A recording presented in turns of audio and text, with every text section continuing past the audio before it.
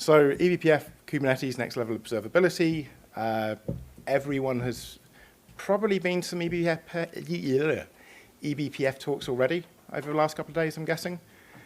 So I've got a quick thing before we go. So there's a lot of people here, and that surprised me when I saw yesterday on the Ebpf side. And I had a conversation yesterday. So quick show of hands, how many people are here because they work with Ebpf on a daily basis at the moment? How many people are here because they're hearing a lot about Ebpf and they're not really sure what the deal is and they're worried that they're missing out on something? Cool. That's what the chat I had yesterday was. So that's good to know, actually, because my hope with this is to touch on a little bit of how it's relevant to day-to-day operations, hopefully. So quick agenda. Wrap the introduction, hopefully. We're going to do a very quick Ebpf on a single machine. So that will just be using BCC tools to run it locally on my own laptop. We're going to move on to it in a container, Kubernetes, and then the final bit is looking at a few of the tools which are out there. The narrative I'm looking to get to you guys during this is Ebpf has evolved a lot over the last few years, and the tooling around it has evolved a lot over the last few years. And having a bit of context on where we started versus where we are today will hopefully help folk understand what they can do. So, quick introduction. I hate images for these things, so I wired in my webcam. Hi, I'm Owen, that's already been introduced. Head of Platform Engineering at Intelligent Growth Solutions. We are a vertical farming scale-up, I guess now. I don't think we can call ourselves a startup anymore. I think that lie stopped a while ago, so we're a scale-up. We're based 5 minutes from here, which is kind of cool, made the commute easy. And I used to be an ambassador for the Continuous Delivery Foundation, was part of the End User Leadership Council, and have been kind of pottering around in open source for a while. Yeah, and a couple of my team members are here today, so the pressure is on. Certain assumptions I'm going to make. Most folk here I'm going to assume are familiar with Linux. It's not super relevant, but we will have a bit where we're talking about how BCC works, and we'll touch briefly on user space versus kernel space. I'm not going to go into it too much. It's not relevant for the latter part of the talk.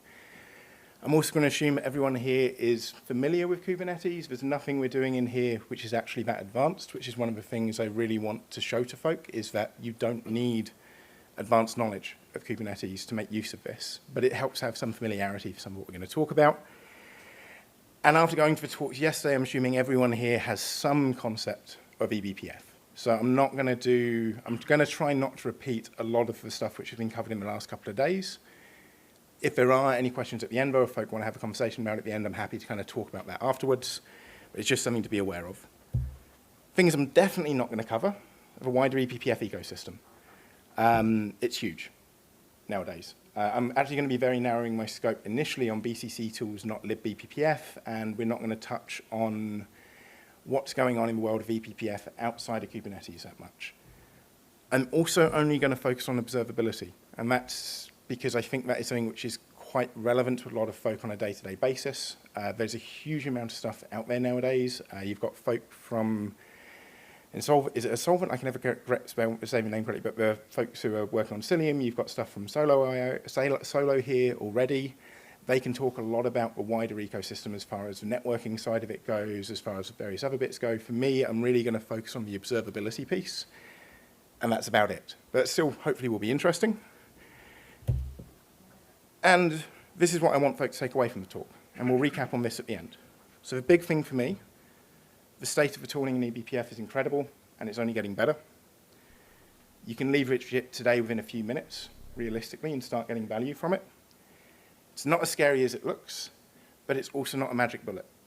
Like, we're at a hype cycle, in my view. And if you've been in the industry long enough, you'll have seen this repeatedly. Ebpf is a very exciting technology. It's also something you're going to see a lot of articles and a lot of talks about right now. Hi.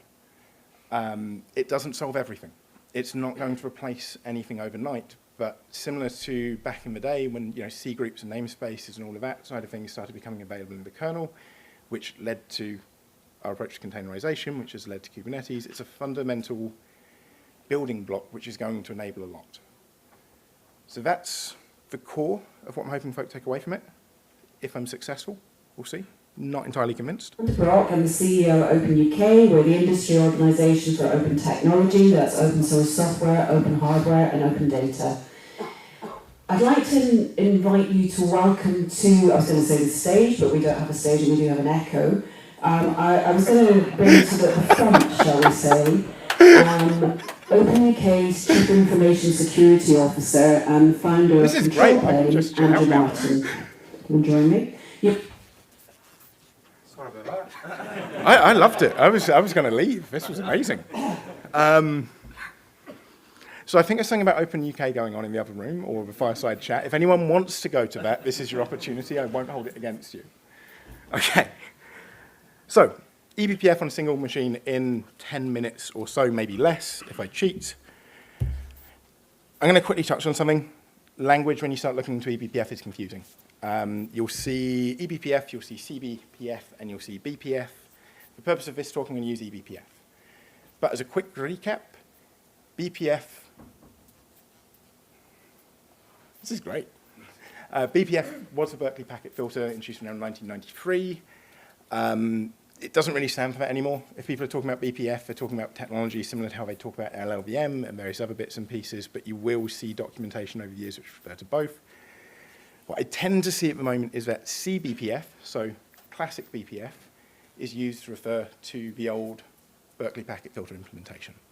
And then you have eBPF, which might be referred to as Bppf, but will probably never be referred to as CBPF, which is no longer an acronym for anything, but until recently was an acronym for the extended Berkeley packet filter. So hopefully that's cleared up any confusion.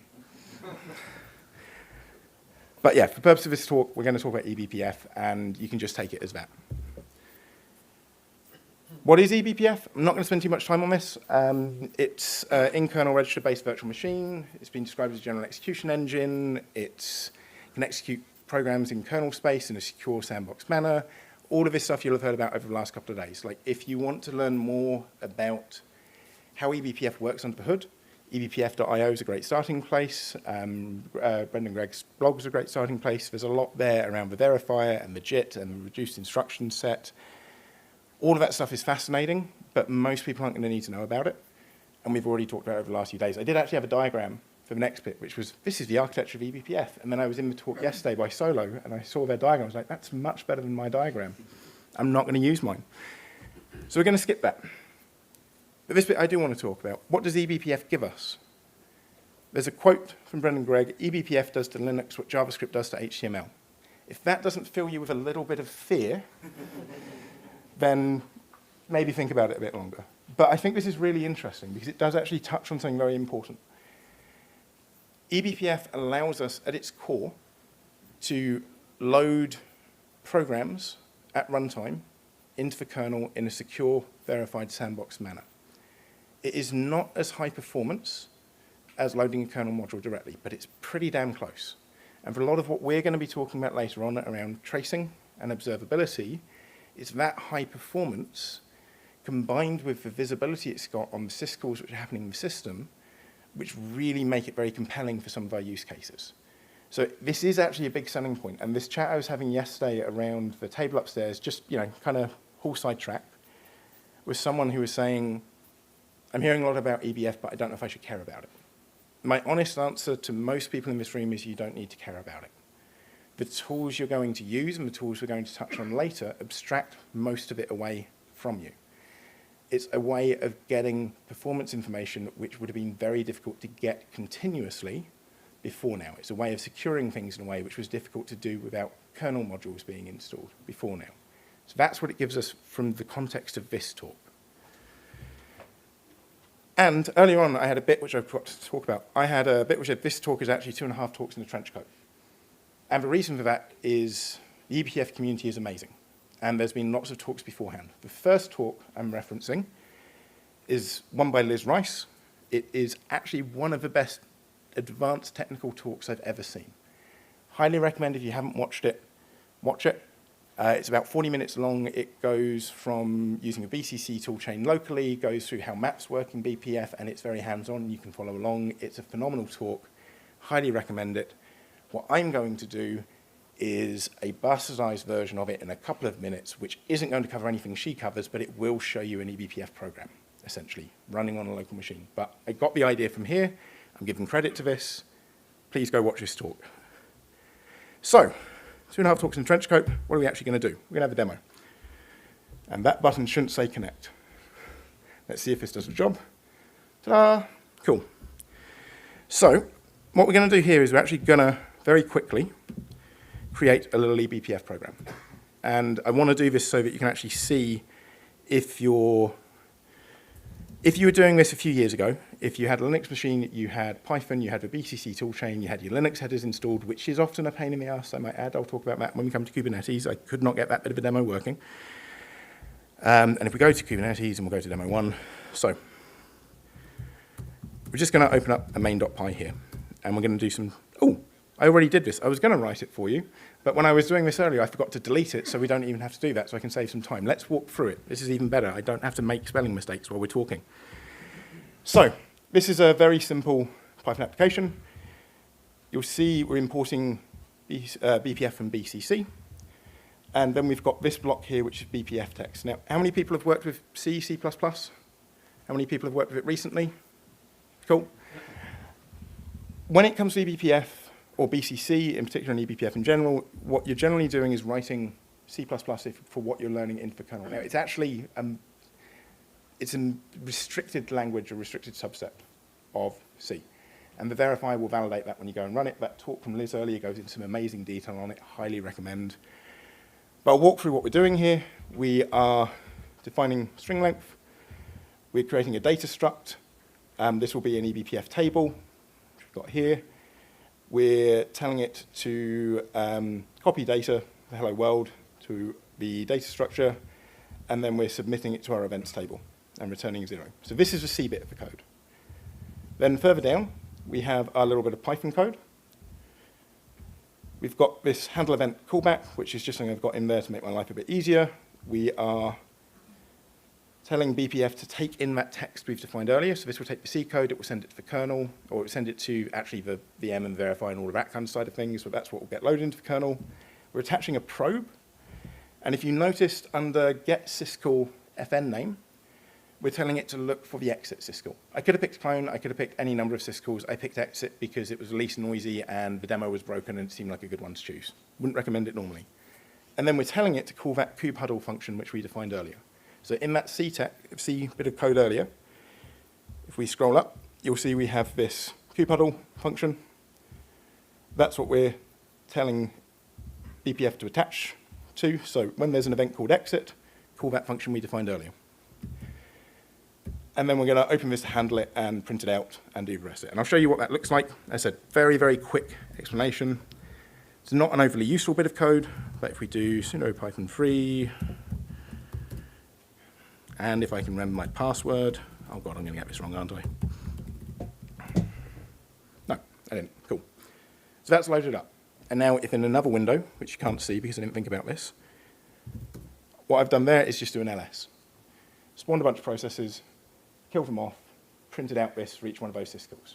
That's all we're really doing with Ebpf at its base. We are attaching to, well, in this instance, there's other things you can do with Bppf. We're using the probes in particular. For this example, we're telling the underlying Ebpf VM, when you see an exit event, when you see an exit syscall, trigger an event which calls our function. And this function is printing that out.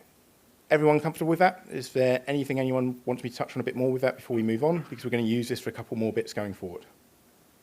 Cool. Okay. As I said, very simple demo. Highly recommend Liz's talk to get more information. So that's that. Let me kill this off.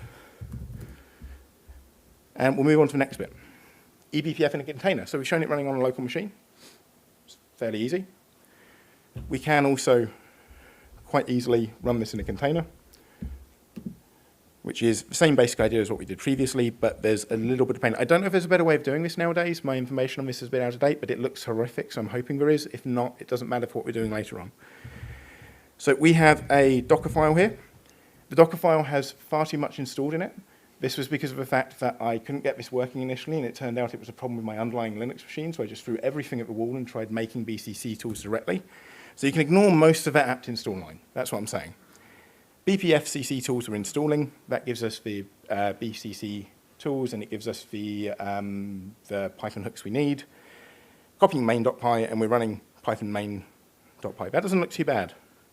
However, to run this, 1 second, let me just open up my terminal again. To run this, looks a bit like this, which terrifies me. Running in privileged mode, we're mounting the syskernel debug as read-write. We're mounting various other bits as read-only. But it will work if we hit return. It does do the thing. It will spin it up. But it's quite a lot to figure out what those switches are, as it's changed in the last few years as well. Like, not all kernels require the sysdebug mount anymore. I'm not entirely sure why. My one did. Another laptop I had didn't. So you can run it in a container. You can run BCC tools in a container. I will say if you're using libbppf, you can ignore all of this because you don't need all of this complication. But for what we're doing, there you go. It's detecting stuff exiting. So high level, this is how you run it in a container. We're now going to build up to run it in Kubernetes. Or we were going to build up to run it in Kubernetes.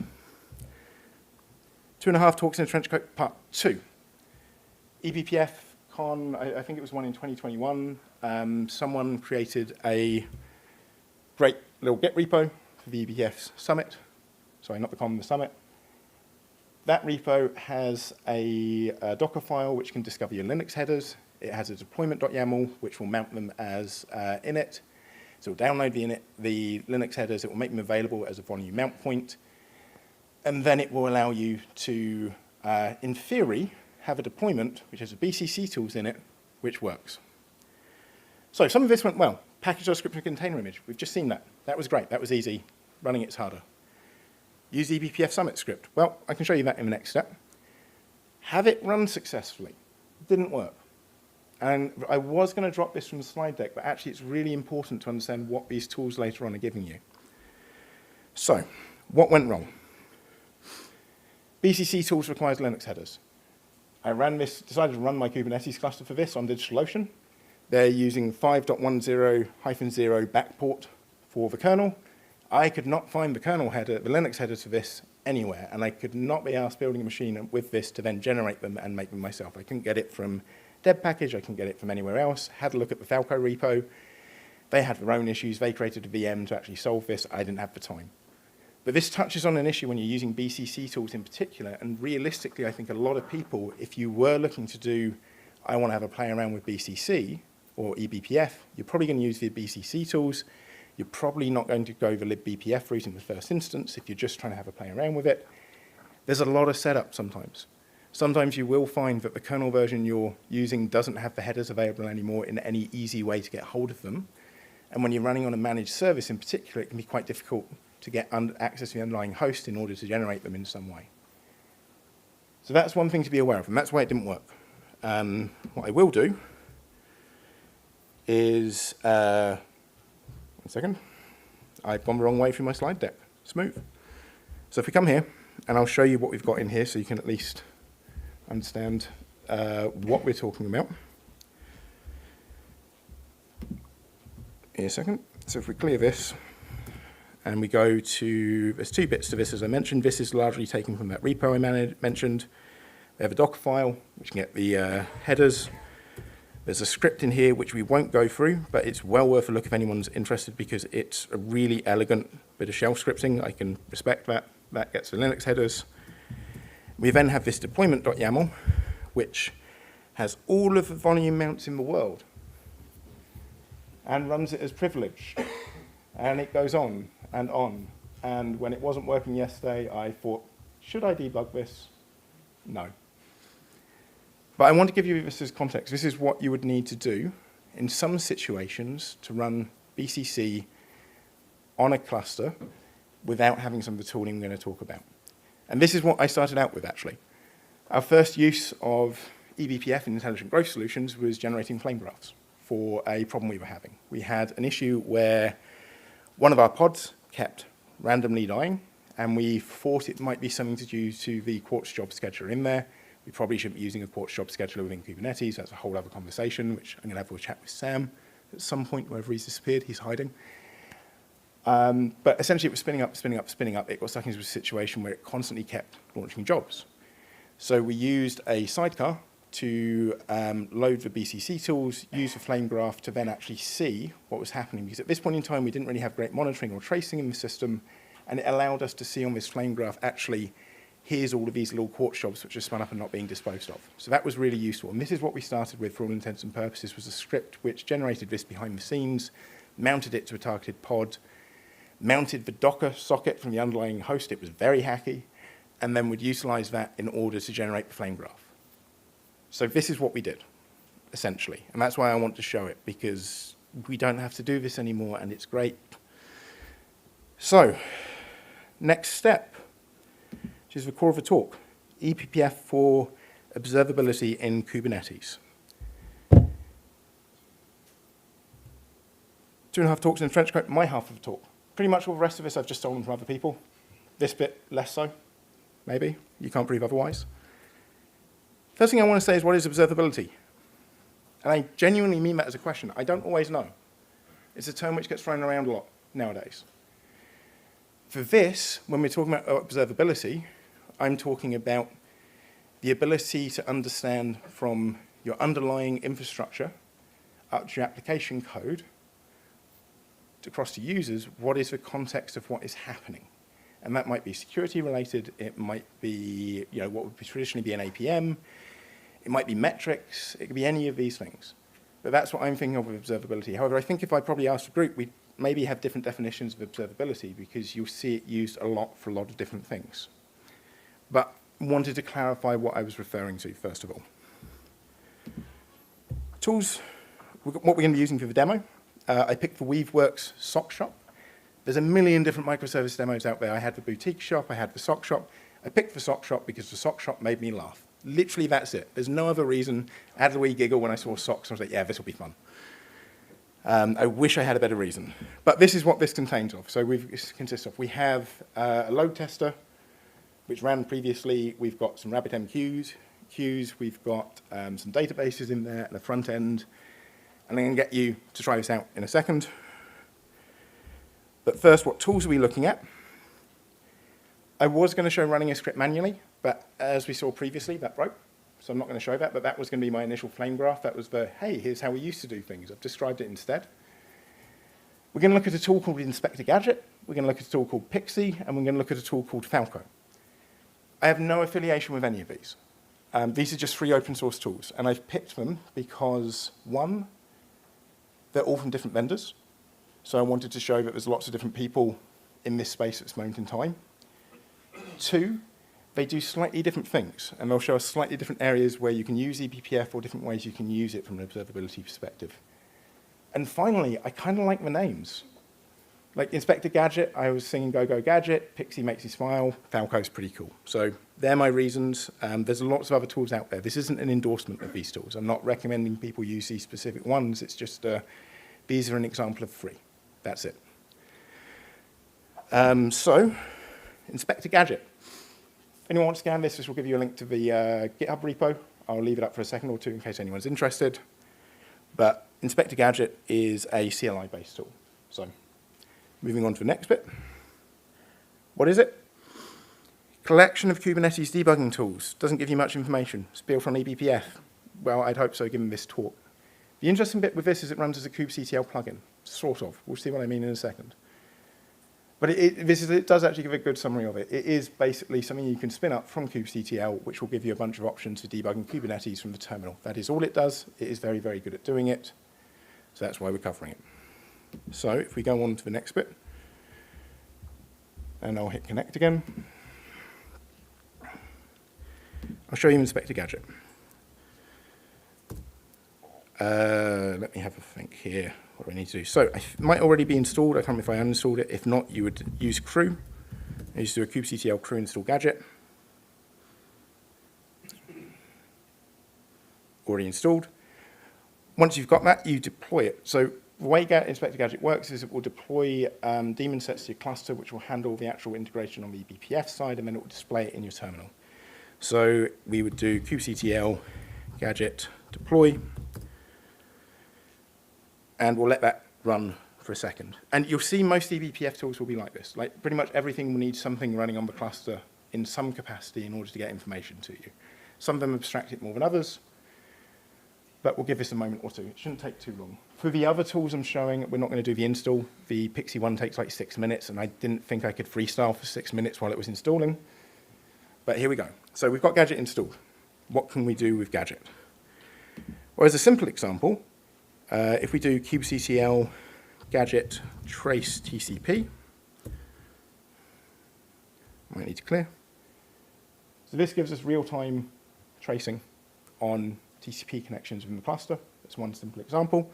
So you can see what's talking to what. You can narrow this down to specific pods, you can narrow it down to specific protocols, but this is the high level. I just want to see everything. Other things you can do, and I'm only going to show you a couple of things with Gadget, and I'll show you why on the next one. You can do something like Gadget Snapshot Process. This should give us all the process. So essentially, the containers running in our namespace, some of it is cut off, unfortunately, which is, I didn't realize would happen, but beyond what you can see there, I'll see if I can scroll it here, but I can go disable scroll. Let me zoom out a sec, see if that will work. It does not. So what you would be able to see, if I had to cut that off, is essentially, in addition to that, you get the container name, and you also get what the command is. So it will show you it's running Java, java.sh, RabbitMQ, and you can then use that information with some of the other Gadget commands to then get more information. So if we do Gadget, kubectl, Gadget, and we just bring up the help, you can get an idea there of some of what's there. I think that's been trimmed off as well. But you can do things like advise you on network policies. So one of the things we can do is kubectl, Gadget, advise, network policy monitor. This will then start recording what network communication is happening, and you can then start advising you on what network policies you should apply based on that. It's a quick introduction to Gadget, really simple CLI tool to get to grips with, exposes some useful functionality. That's what we're going to say on that one. So next tool we're going to talk about, and this is partially why I didn't do too much on Gadget. Oh, that's the wrong slide. Pixie. Again, if anyone wants to grab a thing for Pixie, you can use the QR code. URL is really easy, px.dev. Even I can remember that. What is Pixie? It describes itself as open source observability for Kubernetes, which also every other observability tool describes it as, so it doesn't help much. It does focus on the developer usage, which we'll show. Although I think most tools would claim that nowadays. I don't think I've ever seen a tool which has gone, no, we don't care about developers. It's got a web interface, it's got a Node agent, and it's also got the PXL scripting language, which is like its own little scripting language for eBPF traces. One of the interesting things with it is it stores all of the data locally. Although there's a web interface, it doesn't use a web interface for storing data. It just uses it as a way for you to kind of command and control and send information to it. So, as you've probably guessed by now, because I spent far too long figuring out how to get a shell working in a presentation, almost all of this is using that shell in a presentation, because otherwise it was wasted time. There's a px CLI. If I hadn't deployed this already, we would do px deploy, and that would help if I remember to hit the connect button. We would do a px deploy, and that would deploy it to the cluster. It creates a Pixie namespace, which it puts everything into. And there's two ways of using Pixie. One of them is the px live, which, let's see if this will load up. This is a little bit similar to what you would have seen, what we just looked at with Gadget. And we'll pick something like memory usage, fairly simple stat, which we get anywhere. And this will give us a table, which obviously is not quite fitting to the screen, but it gives you memory usage of pods and timestamps and various other bits. But you can get that through just about any tool. But it's just an example of what's there. The bit I like about Pixie, more than the on that side of things, let me just see if I can copy this link. And we'll just make this small for a second. Let's see if I can make this small. This is not going as well as I'd hope. There we go. What I do like about Pixie is this. So this is the web interface from the Pixie Cloud. The first thing you'll see there is it's generating a map of our namespaces, what communication is happening across the board, and gives us that nice visual. People see that and they go, ooh, pretty. That's why I ended up using Pixie. I went, ooh, pretty. But the bits I want to show you on this is actually a little bit more than just that. So Pixie is based on the idea of these PXL scripts. It comes with a bunch of them loaded in already. As I said, you can have this up and running on your cluster in about 5 minutes. And we'll have a look at one bit in particular. So we'll go to namespace, and we'll pick the SOC one.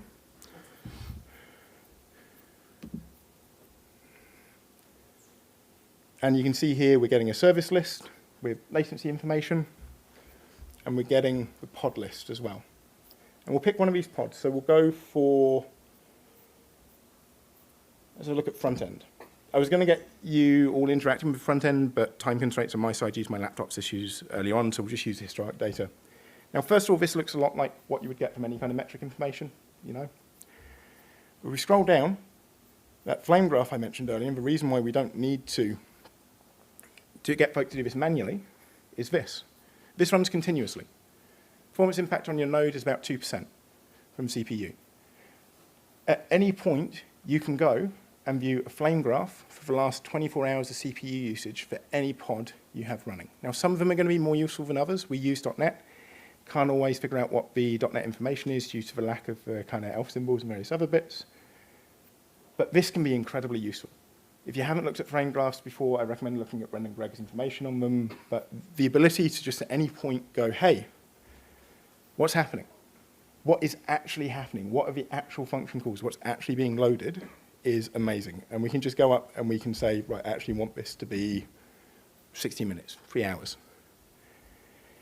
The other thing which the Pixie scripts give you, and this is due to plugins, various other bits, is information on MySQL data, information on Redis, and we should have Redis running in this demo. So I go to Redis data.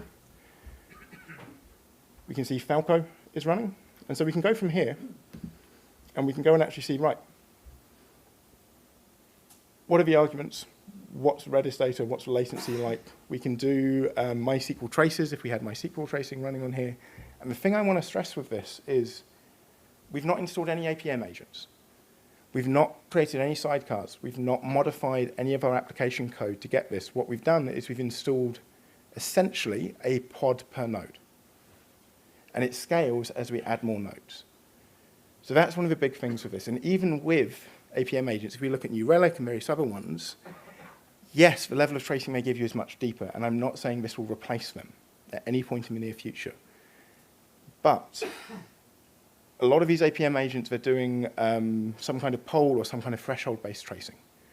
They're not giving you an actual real-time view of everything that is happening. You don't often need that. But when you do, something like this is incredibly powerful. The Pixie has great support for Golang, where you can actually go and essentially get all of the code traces going through there. It opens up a lot of doors. It opens up a lot of that. Something is broken right now, and I don't know exactly what I need, but I know I've got almost everything which I could use in here immediately. And you could have this running in 5 minutes. It's open source. It's fine. So we've got about 10 minutes, and we've got the next bit is only going to take a minute or two, so I'll quickly touch on that, and then we'll move to questions. So, final bit I wanted to talk about, which I think is the wrong one, Falco. Hasn't come up because I'm on the wrong page. Falco, ta-da! Again, QR code, same thing as previously if anyone wants to scan it. Falco is a different beast from what we've looked at already. So,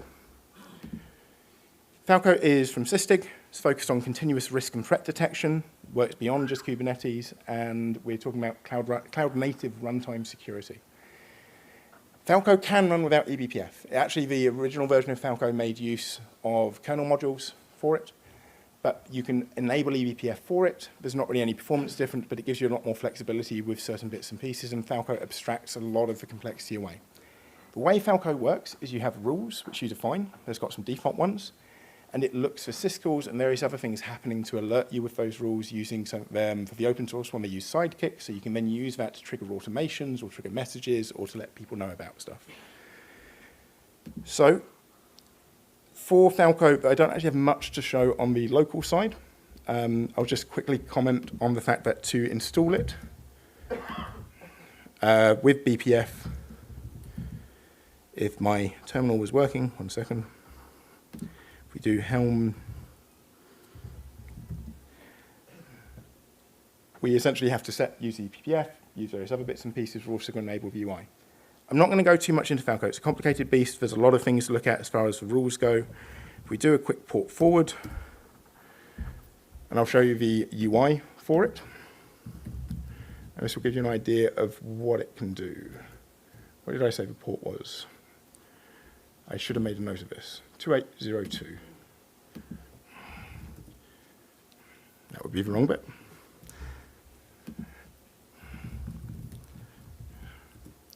So we go to Falco UI. You see we've had this running. There's been 4,733 violations of the rules, 927 errors. And if we go from this to events, I can give you an idea of some of the stuff it's talking about. So right below root, that's one thing, clearing log activities. Terminal shelling containers. This is one of the ones I really like. You can set up a rule to let you know if people are launching shells in containers, doing a write exec, all the rest of it. Now, you can set up policies and various other things to prevent that as well, but actually getting a notification for it is useful. Being able to decide, I want to know about if this is happening in Sandbox, but I really want to block it if it's happening in prod. If this happens in prod, you could use sidekicks to trigger an event to then destroy that pod and recreate it. The rules you can do are quite complex. There's a lot more to it than just this. This is just the defaults. But again, I view this as observability. It's observability from a security perspective. We're not looking at the tracing we were looking at previously, but it's still observability. It's still giving you insight into what is happening within your cluster and using eBPF to enable that to run continuously in the background. So they're the three tools I wanted to touch on. It's not a total summary of everything, but I wanted to really give folk the idea that you could leave here and start utilizing eBPF without thinking about eBPF. So this was a recap. I go back to right page. Status tooling around eBPF is incredible and only getting better. I hope we've shown that. From starting at the bare basics with BCC on a local machine to looking at Pixie and Inspector, Gadget, and Falco, which are all single lines to install. You can leverage it today. You could. You could leave now. You could load up your laptop, curl with Pixie, deploy, and install it and have it running in a couple of minutes. It's not as scary as it looks. I don't think it is. I think it's a lot easier than it used to, until you dive in for weeds when it does get pretty scary, and if you think about it too much, it becomes very alarming. But for the most part, it's fine. But it's not a magic bullet. I commented earlier, it's not going to replace your full APM system at this moment in time. It might do eventually. It's not going to replace something like New Relic or Datadog in its entirety, but it does augment it. What I was showing you with Pixie earlier, there's a single line config in there to tell it to export to OpenTelemetry. When we were talking about Bumblebee yesterday, and Bumblebee is amazing, by the way, for folk who are dealing with Ebpf, they export it as Prometheus metrics. It becomes another data source which you can then decide what you're going to do with. And a lot of these tools are abstracting operators from needing to think about that. So, hopefully that's been useful. That's the end. Any questions? Anyone want any additional information on anything?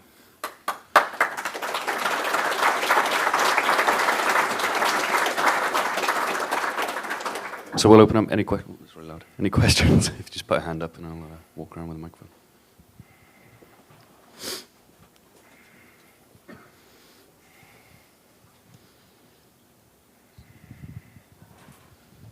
Thank you, great talk.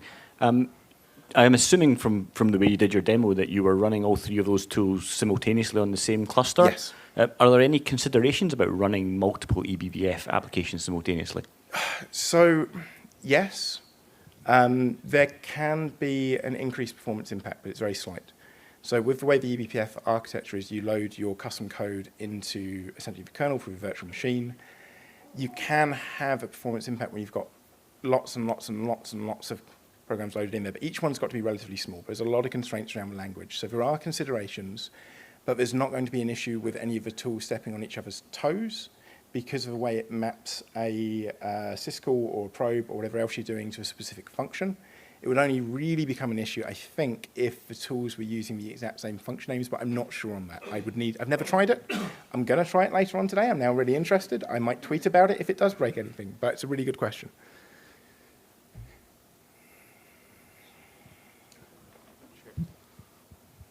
I guess in the same vein to that, can they detect each other running? Like, could Yeah. Falco detect on our Falco? So when we had the Pixie demo up, the Redis information we were looking at was actually from the Falco communication. So they won't necessarily detect each other running at the BPF level, but they can integrate with each other. Like, I can use Falco security rules to apply restrictions on what's happening at the container level with Pixie and vice versa.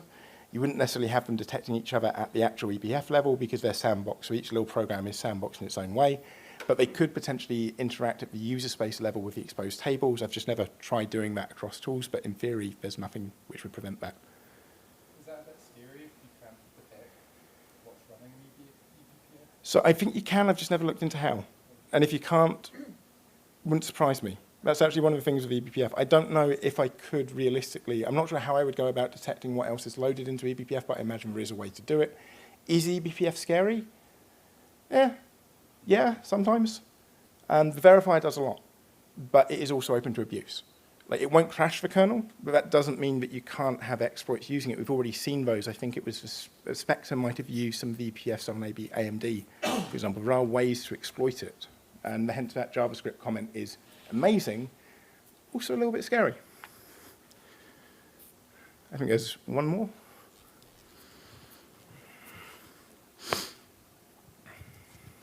Yeah, just interested in the Ebpf code. Is there any sort of potential problems with like memory leaks? Do you have to make sure your code's cleaning up after itself if you're creating resources?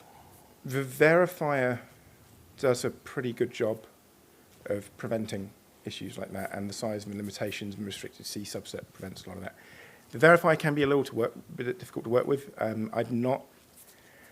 I don't work with Ebpf at a low level daily. There's other people who would be able to answer that in a bit more detail. I've not seen the Ebpf verifier give me a false negative for what it's trying to protect. I have seen it give me plenty of false positives in the past and had to wrangle it. The verifier and the checking is pretty strict, so I don't think so, but I wouldn't say it's impossible because I don't know the verifier inside and out, but I think it would be very unlikely. Great. Last call for questions. No, we're good. So I think you've teed up nicely. The next talk is actually Bumblebee. Awesome. Christine. Two things. We've asked for the AC to be put on. If people get too chilly, just let me know and we'll kind of dial it down a bit. But yeah, a couple of minutes and we'll start next one.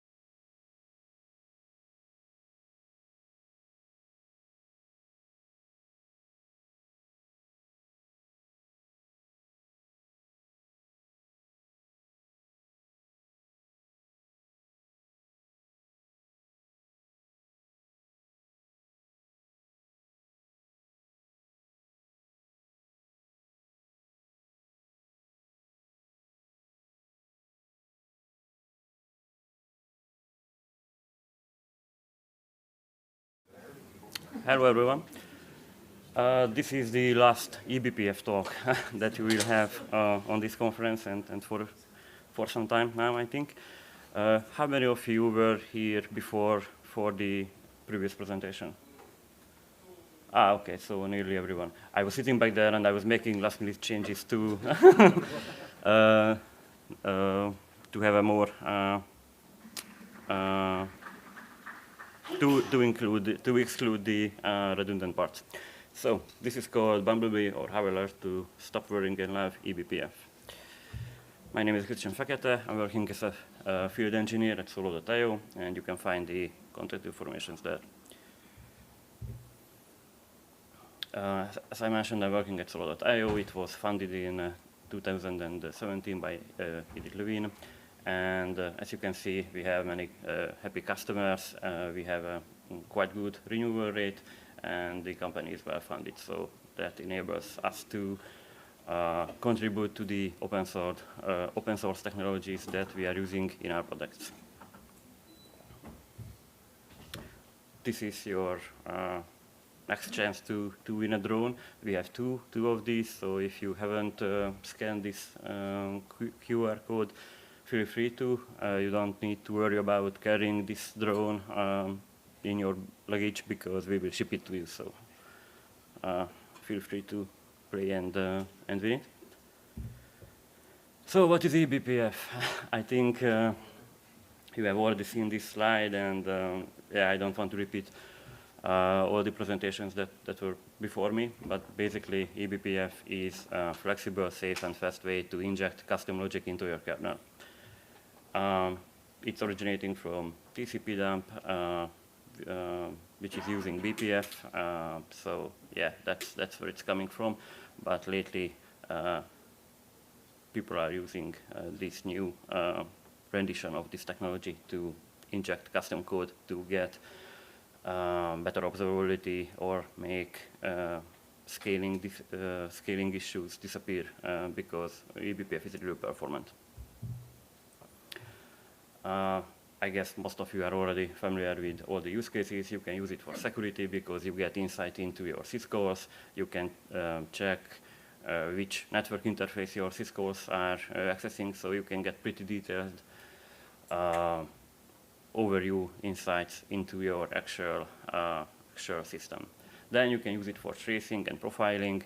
The benefit here is that you have a holistic view of your actual applications and your kernel itself, so you can easily pinpoint issues in your application, and your application developers are also happy because they don't need to inject all this logic into their code.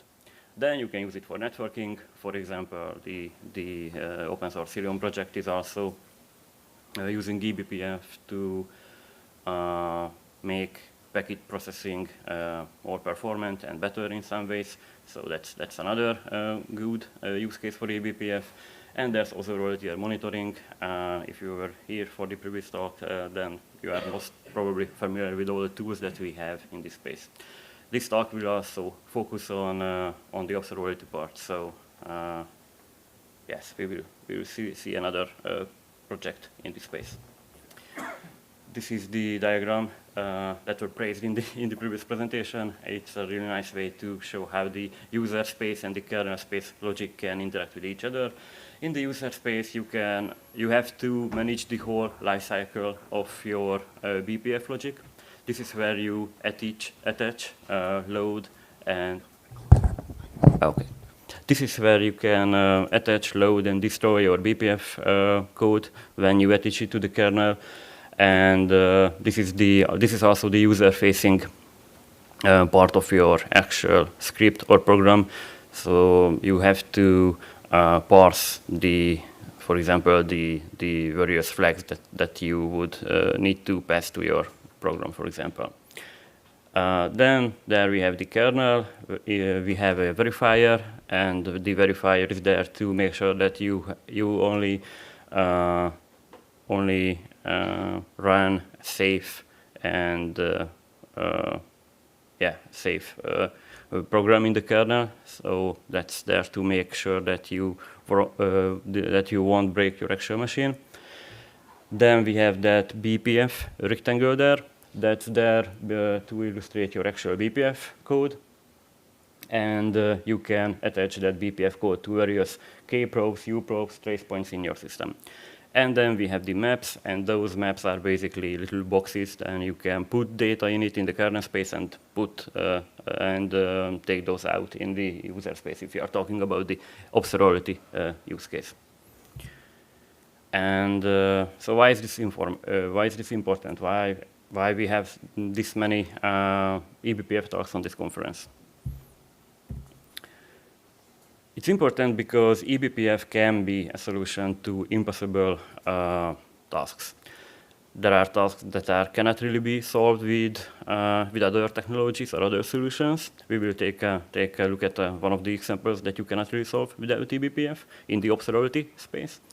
And there are, of course, the scaling issues. For example, if you are using IP tables and you are, for example, a cloud provider, or you are operating multiple data centers, then IP tables probably cannot scale to that size efficiently. So it makes sense to use some more performant solution to address those issues. And multiple personas can also benefit having eBPF in their technology stack. For example, application developers, because as I mentioned, if you have eBPF-based observability or profiling or something like that, that means that your actual developers don't need to spend much time instrumenting the application with all these custom logics, because that's not really the best place to inject all these tooling-related logic. That's why we have the infrastructures to make all these streamlined, and so everyone can focus on their own thing. Then the SREs and DevOps engineers can also benefit the eBPF, for example, in the observability use cases.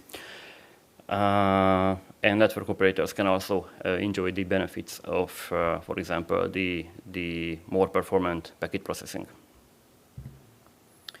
In this talk, I will focus on the SRE DevOps engineers because I was a few months ago a DevOps and SRE engineer, and the observability focus is also trivial if we are talking about this. So why eBPF is scary? The previous talk mentioned that eBPF is not scary, but it can be scary. So people might not be that brave when they start to explore this whole eBPF ecosystem. So let's take a look at why is this still scary to some people. Because it's a kernel. People these days are mostly focusing on shipping the newest microservices.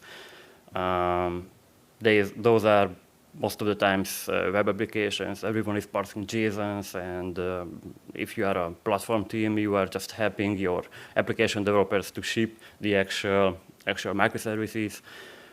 If you are lucky, you have Kafka in the middle, but that's also it's in the web application world, and that's what most of the people are used to these days. People are not really used to do this low-level work. You have to use C. You have to know what the actual kernel is in your system. You have multiple kernel versions. You have to follow the changes that are introduced in the new kernel versions. And there are Kubernetes engineers out there who are taking their first job without really understanding the underlying technologies underneath Kubernetes, for example, the Linux basics or networking. So taking the first look at something like eBPF can be scary because, yeah, it's the kernel. Then the next thing is the lack of documentation. There are resources out there. The Ebpf.io website is quite good, but if you really want to dive into the inner workings of Bppf, you have to seek out arcane personal blogs and or kernel mailing list. So that's not really the easiest to get the up-to-date information if you are interested in the actual inner workings of various Bppf maps or kernel level things. And there are also lots of emerging tools in this space. There's a new eBPF tool every week, almost. They are aiming to solve new problems with Ebpf, so it can be also mediating to first take a few problems and solve in this space with all these tools. Yeah, and I already mentioned it's the kernel, so it has to be scary. So let's take a look at the Ebpf landscape. That's the ebpf.io/applications page. I think all the logos are here. We have BCC that was mentioned in the previous presentation. We have Cilium, Bppf Trace, Parka, Falco, Pixie, Ply. So there's really a lot of Ebpf tools out there. So where can we start exploring this scary world of Ebpf? First, it's important to make a note of this before adopting any new technology. What is your actual problem, and are you really sure that this new tool is the best tool for this particular job? For the sake of this presentation, let's say you do have a problem, and Ebpf is the solution for it because I still have 30 minutes or something like that. For this presentation, let's focus on observability because there are lots of use cases, but focusing on observability can make starting out with Ebpf quite easy. And let's follow Brandon Gregg's advice about thinking like a sysadmin and not like a programmer to make our life easier. People before us spent long hours to come up with all these tooling to make troubleshooting performance issues easier.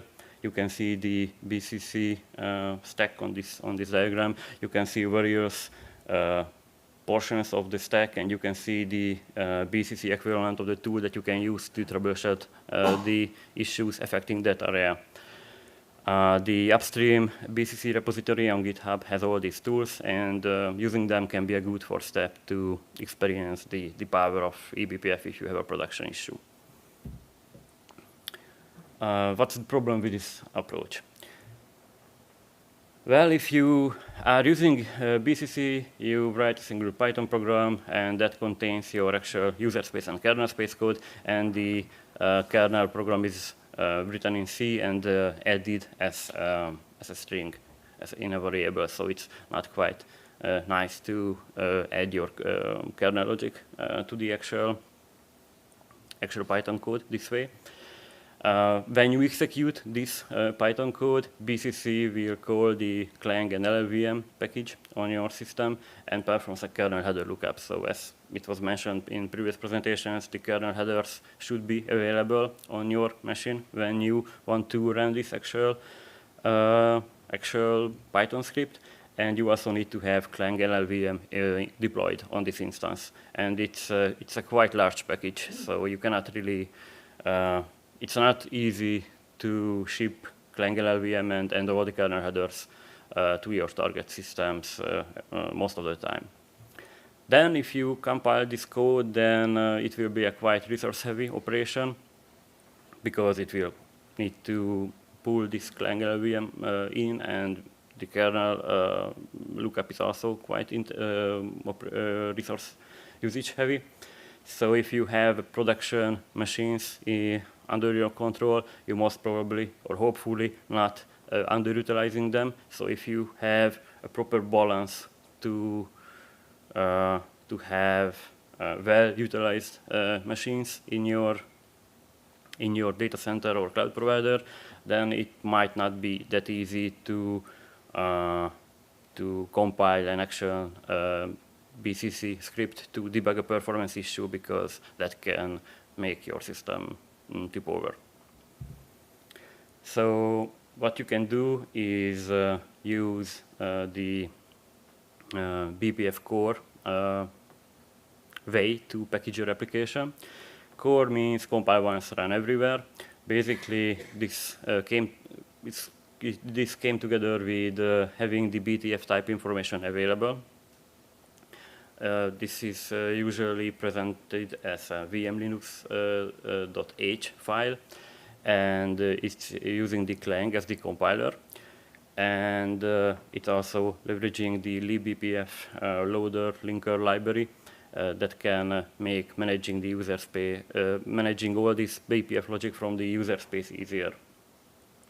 When you follow this approach, the kernel and user space code are both in C, and you can compile them in advance. Then you can execute on the most recent kernel versions without having all the previously mentioned packages deployed there. And yes, but you still need to take care of managing the user space code. To make this more easier, we can provide a way to that can let you focus only on the kernel space parts. That was the application landscape that I showed you already, and we have Bumblebee there, which is an open source project from solo.io. You can use the bumblebee.io URL or the GitHub URL to access the actual project. You can find the roadmap there, some documentation, examples. So it's a really great way to get familiar with all the problems that Bumblebee can solve. But basically, Bumblebee can help you to build, publish, and run custom Bppf logic in your system. And you can also export them as metrics. The distribution of the Ebpf programs happen via OCI compatible images, so you can build this into OCI images, and you can push them into local or remote repositories, registries, so that you can pull these when you need them in your production system.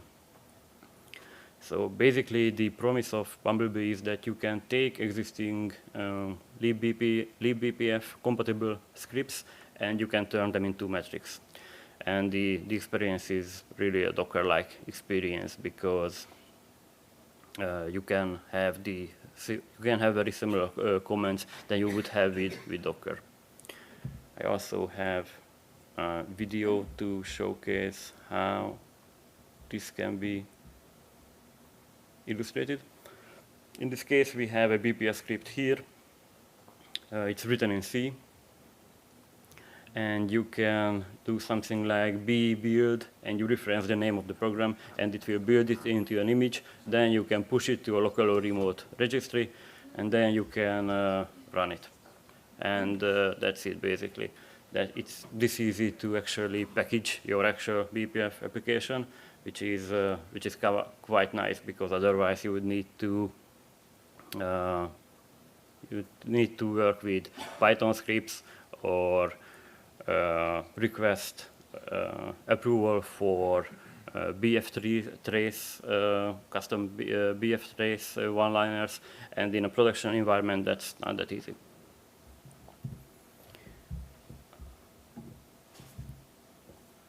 So how can you migrate existing BCC and libbpf scripts to Bumblebee? There's the upstream BCC repository that was already introduced earlier in previous presentations. And in that BCC repository, there's the libbpf tools folder. In that folder, there are usually at least 2 files per tool. There's for example, if you take the umkill example, there's the umkill.c and umkill.bpf.c.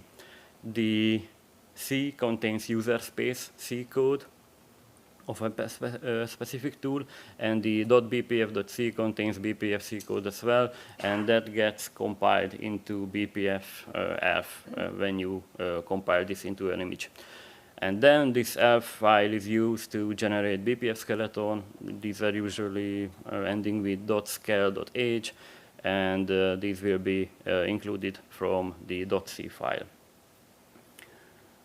With Bumblebee, you can use most of these examples in this repository. We already migrated a few of those. If you check the examples folder in the Bumblebee repository, then you will find the examples that we migrated.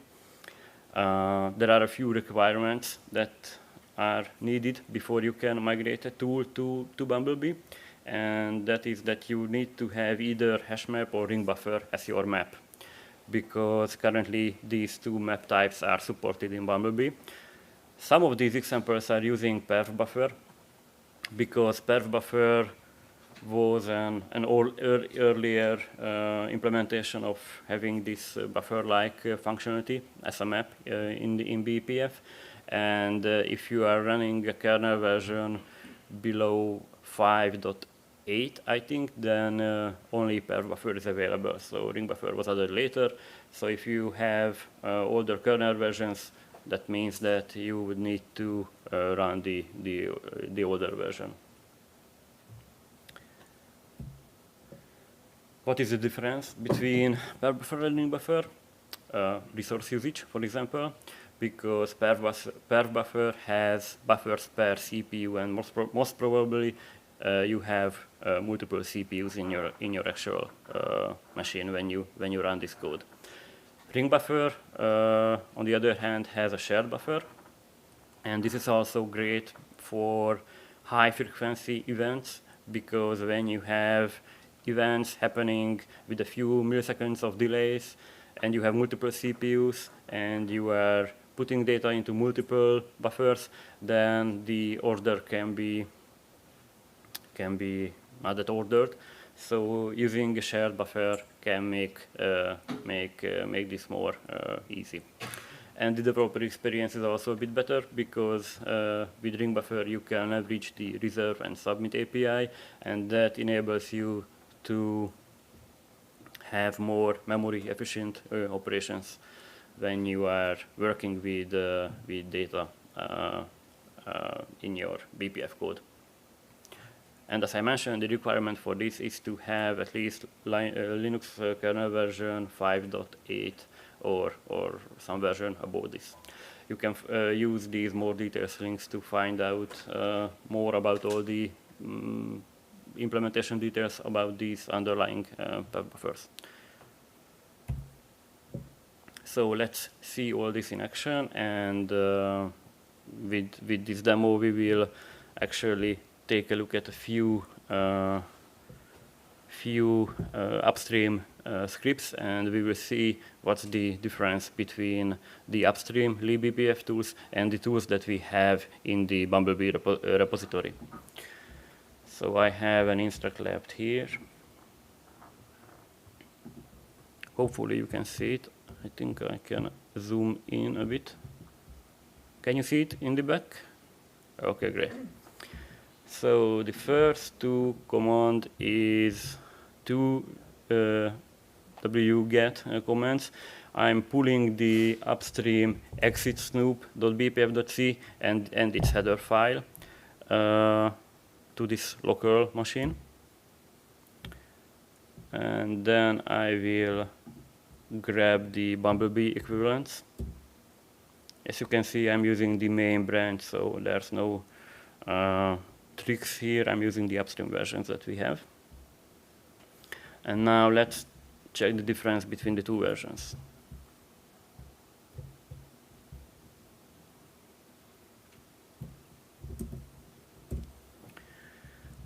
So on the left, you can see the upstream BCC script, and on the right, you can see the Bumblebee equivalent. So the first difference is these two lines. These are there because Bumblebee currently is not capable of adding kernel level filtering for your events. So if you want to filter for a specific process ID or process name, you cannot do it at the kernel space. It's on the roadmap, so probably we will have it soon. But currently, you can only filter for specific map attributes in the user space. And that means that the procession in your system will happen. So you need to make sure to only process the data that you actually need. If we remove these two lines, then it will be a bit better. Or actually, I shouldn't have removed. I can just comment these out. And the name is a bit different, but basically, yeah, that was this strange. And if we go a bit down, then we will see the C group map. That's another functionality related to this filtering for specific C groups. This Bumblebee port doesn't have this function as well, so we can remove this.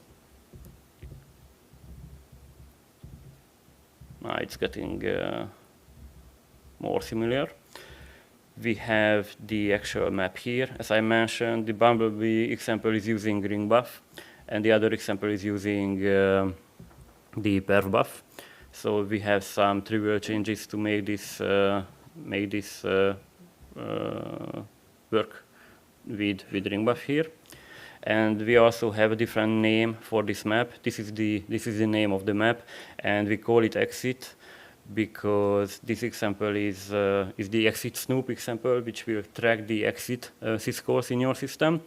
And if you are running BCC tools, the name of the map doesn't really matter because it will just expose all this data in your terminal, in your standard out. But with Bumblebee, the best benefit is to have metrics. And for metrics generation, this name is actually used. So the name of the map that you expose as metrics will have this name as a suffix. We will see this in a few minutes. So I called it exits to know what it's actually doing. Okay, and this is .print suffix that we have here is there to illustrate how we want to expose our data. If you use .print, then it will just print out to the standard output in our text-based interface, similarly to the BCC tools. But if you add .counter or .gauge, then you can use Prometheus metrics and have all those data as Prometheus metrics. So that's basically all you need to do if you want to expose your kernel events. Then we can check the actual kernel code. Here we have this filtering logic that I mentioned previously. So I can just remove these or comment them out. Okay, I think this is the line. And these are also related to the tracing capability in the kernel space that we don't have. And if we take a look at now, we will see that it's almost the same. Basically, all these lines here are the same, and there's no change in the kernel logic. The only change that is left is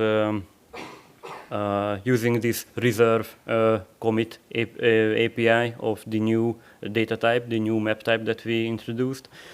So basically, this is how you can reserve the space, reserve the memory for your actual events, and how you can submit all this data into the map that you will expose in the user space.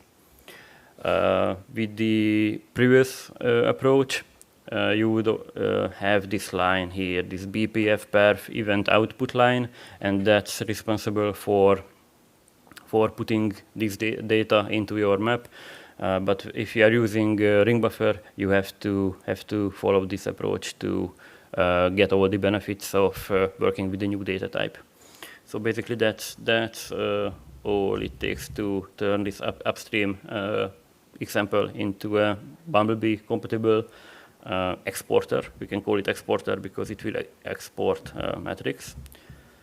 If I close this, then we can build this into an image. But let's install Bumblebee before that.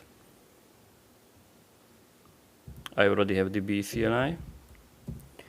If you list all the comments, you will see very similar comments that you would have with Docker.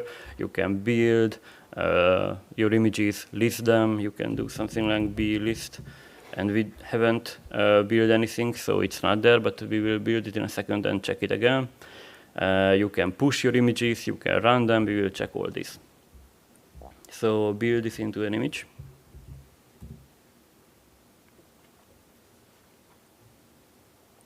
build, then I'm using the exit snoop.c file. That's the Bumblebee equivalent of the exit snoop example. The BCC equivalent is that file ends with .bpf.c. Okay, we have the image. So if we list the images now, we will see that we have this. Okay. Now I can push this into a local registry. I can show you the registry that I have running locally here. Okay, I pushed it there, and then we can run it. It's called exits, so it also shows the name of the map that you are exposing. And currently, that's a Kubernetes cluster with 3 nodes. You can see some communication happening. These processes are using the exit syscall for some reason in this system currently. You can use, you can issue a few commands like ls or cat. And if you do this, you will see that these are presented in this table. If you want to expose all this data as metrics, then you only need to, we are editing the C file, you only need to add dot counter, then build the image again, push it. And if you run it now, and we go to the other terminal and use curl to get the metrics from localhost, I think it's 1991/metrics. Then you can see that we have this, it's a counter, and you have all the labels here. And these labels are the same that you can see here. And these are, if you want to, yes, this is a good example because we are generating labels from all the members of the struct that is basically our map. And as you can see, we have the exit times and the start times here. So this will overload Prometheus pretty quickly. So if we want to fix this, we just need to edit the header file, because in the header file we have these members, and these will be translated into labels, Prometheus labels. So let's say we don't need the start time and the exit time. Yeah, we need the rest of them. Let's go back to the code, because now we need to remove the corresponding lines as well. So event start time, we don't need it. Exit time, we don't need it. And I think it should be it. So if I build this into an image again, okay, it was a successful build. If I wouldn't pass the kernel verifier, then this build would fail. So it's a quite safe way to experiment with writing Bppf code. Okay, I built it. Now let's push it again and run it. And now if we wait a few seconds, we will see a few things happening there, and we don't see the start and the exit time. If we query the metrics again, we will see that the labels are also gone. So we don't have these high currency labels here. So this is a more production-ready version of the previous program, because in Prometheus you cannot really have that many versions, different values for those labels. And we can also take another look at another example, which is the kill example. And as I mentioned, Ebpf can be used to solve impossible tasks. And catching kills in Kubernetes clusters is not that easy, because For example, CAdvisor, which is part of the node exporter, if you are running Prometheus in your Kubernetes cluster, is not exposing your kill events as Prometheus metrics. So if you want to have monitoring for these events, you have to use custom tooling, and most of these custom toolings are either not following the observability best practices or are not maintained anymore. So having an Ebpf-based solution is great to catch all these kills happening in your various systems.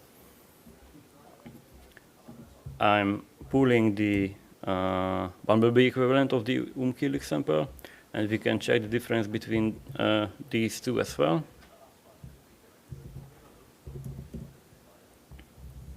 The difference here first is that I have this header included in the Bumblebee equivalent.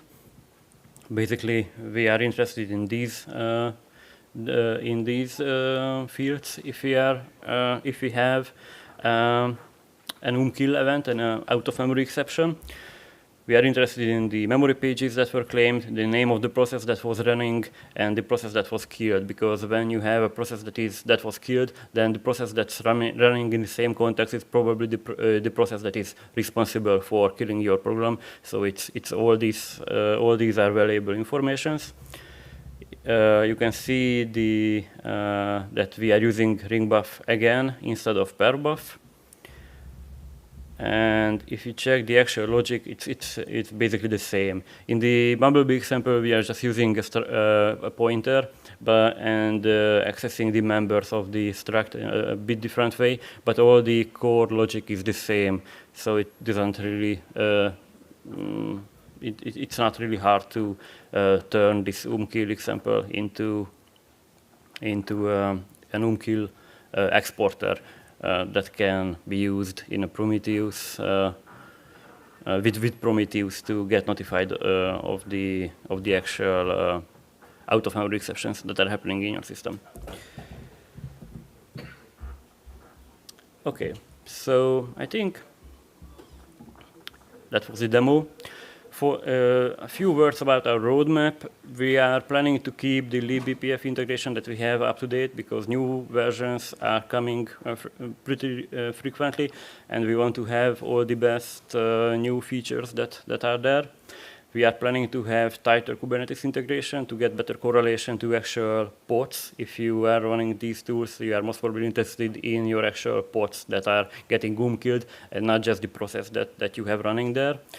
We have an experimental branch on GitHub. You can already try it out. It's called Operator, and it was already mentioned in a previous presentation that we will have Kubernetes CRDs to deploy these various Bppf scripts.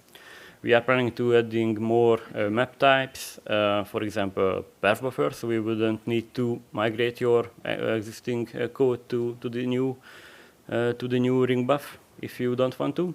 We are working on logging integration, histogram support, because currently only counter and gauge are supported related to Prometheus metrics, and we are working on adding new examples, and you are all welcome to add new examples. As you could see, it's not that hard to actually port an existing tool to Bumblebee. So feel free to play with it and contribute these to the upstream repository. You can check the academy.solo.io webpage if you are interested in our workshops. We will have a new workshop at the end of October that will cover more advanced use cases with the Bumblebee. So if you are interested in that, feel free to check it out. And yeah, you can also join our Slack workspace as well. You can win a drone. Thank you. And I'm here for Q&A.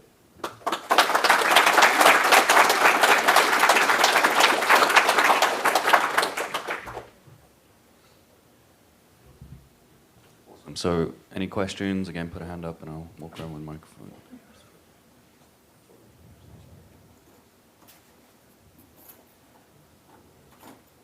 No, I think 7 seconds is the golden rule, so I've been told. Okay. No more Ebpf. Oh, thank you.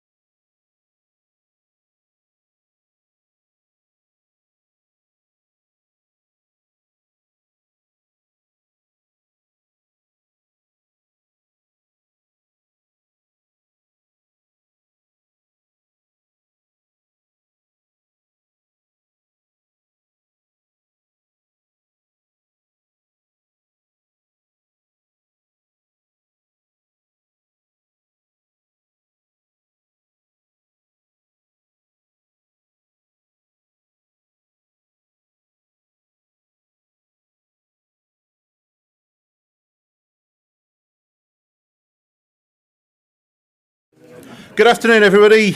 My name is Simon, and I'm Senior Engineer at Gitpod. My focus is on self-hosted. So, show of hands, I presume that most people here, do you all work with one version of Kubernetes, one managed provider?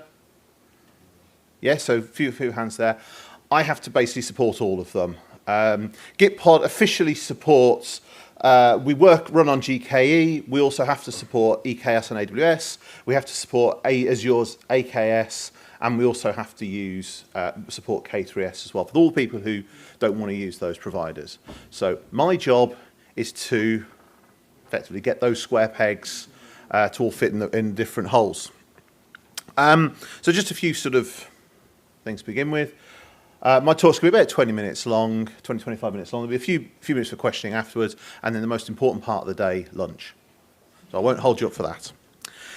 And the other thing I'd like to really say right from the start, this is not going to be trash talking of Helm. I am a big fan of Helm. I've been using Helm for 5 or 6 years. I've used Helm ever since version 2, which even I didn't think version 2 was too bad, which is controversial in itself. I joined Gitpod in August of last year, and my job has been primarily focusing on the installation experience. So we have 2 prime users for Gitpod in terms of the self-hosted side of things. We've got the self-hosted community, and those range from single user hackers, so people like you in this room who go, I've got a Kubernetes cluster, I want to run Gitpod on it just to see what it's all about, all the way up to massive bank PLC.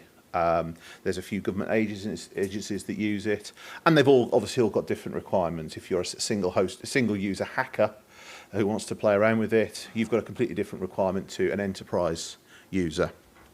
And the experience of those people ranges all the way from KubeWatt all the way up to people who are core contributors. We had somebody yesterday who came along and said, can I install Gitpod on my PHP server? No, because that's not Kubernetes, and you have to explain what Kubernetes is. That's a big problem. The other primary user we have is Gitpod.io. My job as well in terms of the installation team and self-hosted is we have to provide the installation experience for both external and internal people. And it's really quite hard to actually do all of those things. Gitpod, what is it? It's an open source developer platform for remote development. The primary use case is to remove friction for developers with environments as repeatable and as a disposable process. Think of it as development environments as code. We've got infrastructure as code, we've got platform as code. This is development environments as code. Good use case, I was talking to somebody yesterday. They've got lots of different, they'll have people using Mac, people using Windows, people using Linux for their development environments. They've got to make sure it all works for all those different environments by using a repeatable process. You eliminate all of the installation process and the getting set up and the 4 hours you have to spend getting it all working for each individual developer. It's just a simple command. Self-hosted is a really important part of the business, and it has been for about the last 18 months. This is the real growth area of the business. So the Gitpod.io works fine. A lot of businesses use that. A lot of enterprises use that. But if you're an enterprise who has a specific requirement in terms of security, in terms of data integrity, it's very hard to do that in a software as a service business. It's much easier for their compliance people just to run it in their own environment, stick it behind a nice big firewall, and they can then say, this is all running in our area. Let's have a trip back in our minds to summer last year. The Olympics started in Tokyo. We remember that. Sarah Kendall scraped to win in Taskmaster with the lowest point score of anybody in Taskmaster. And I joined Gitpod. My job, as I've said, it was brought in specifically to work on self-hosted. The installation process, truthfully, was a lot of a mess. It wasn't a bit of a mess, it was a real mess. We were using Helm charts, and those had grown exponentially. Our services, it was something like 400 or 500 resources we had to do.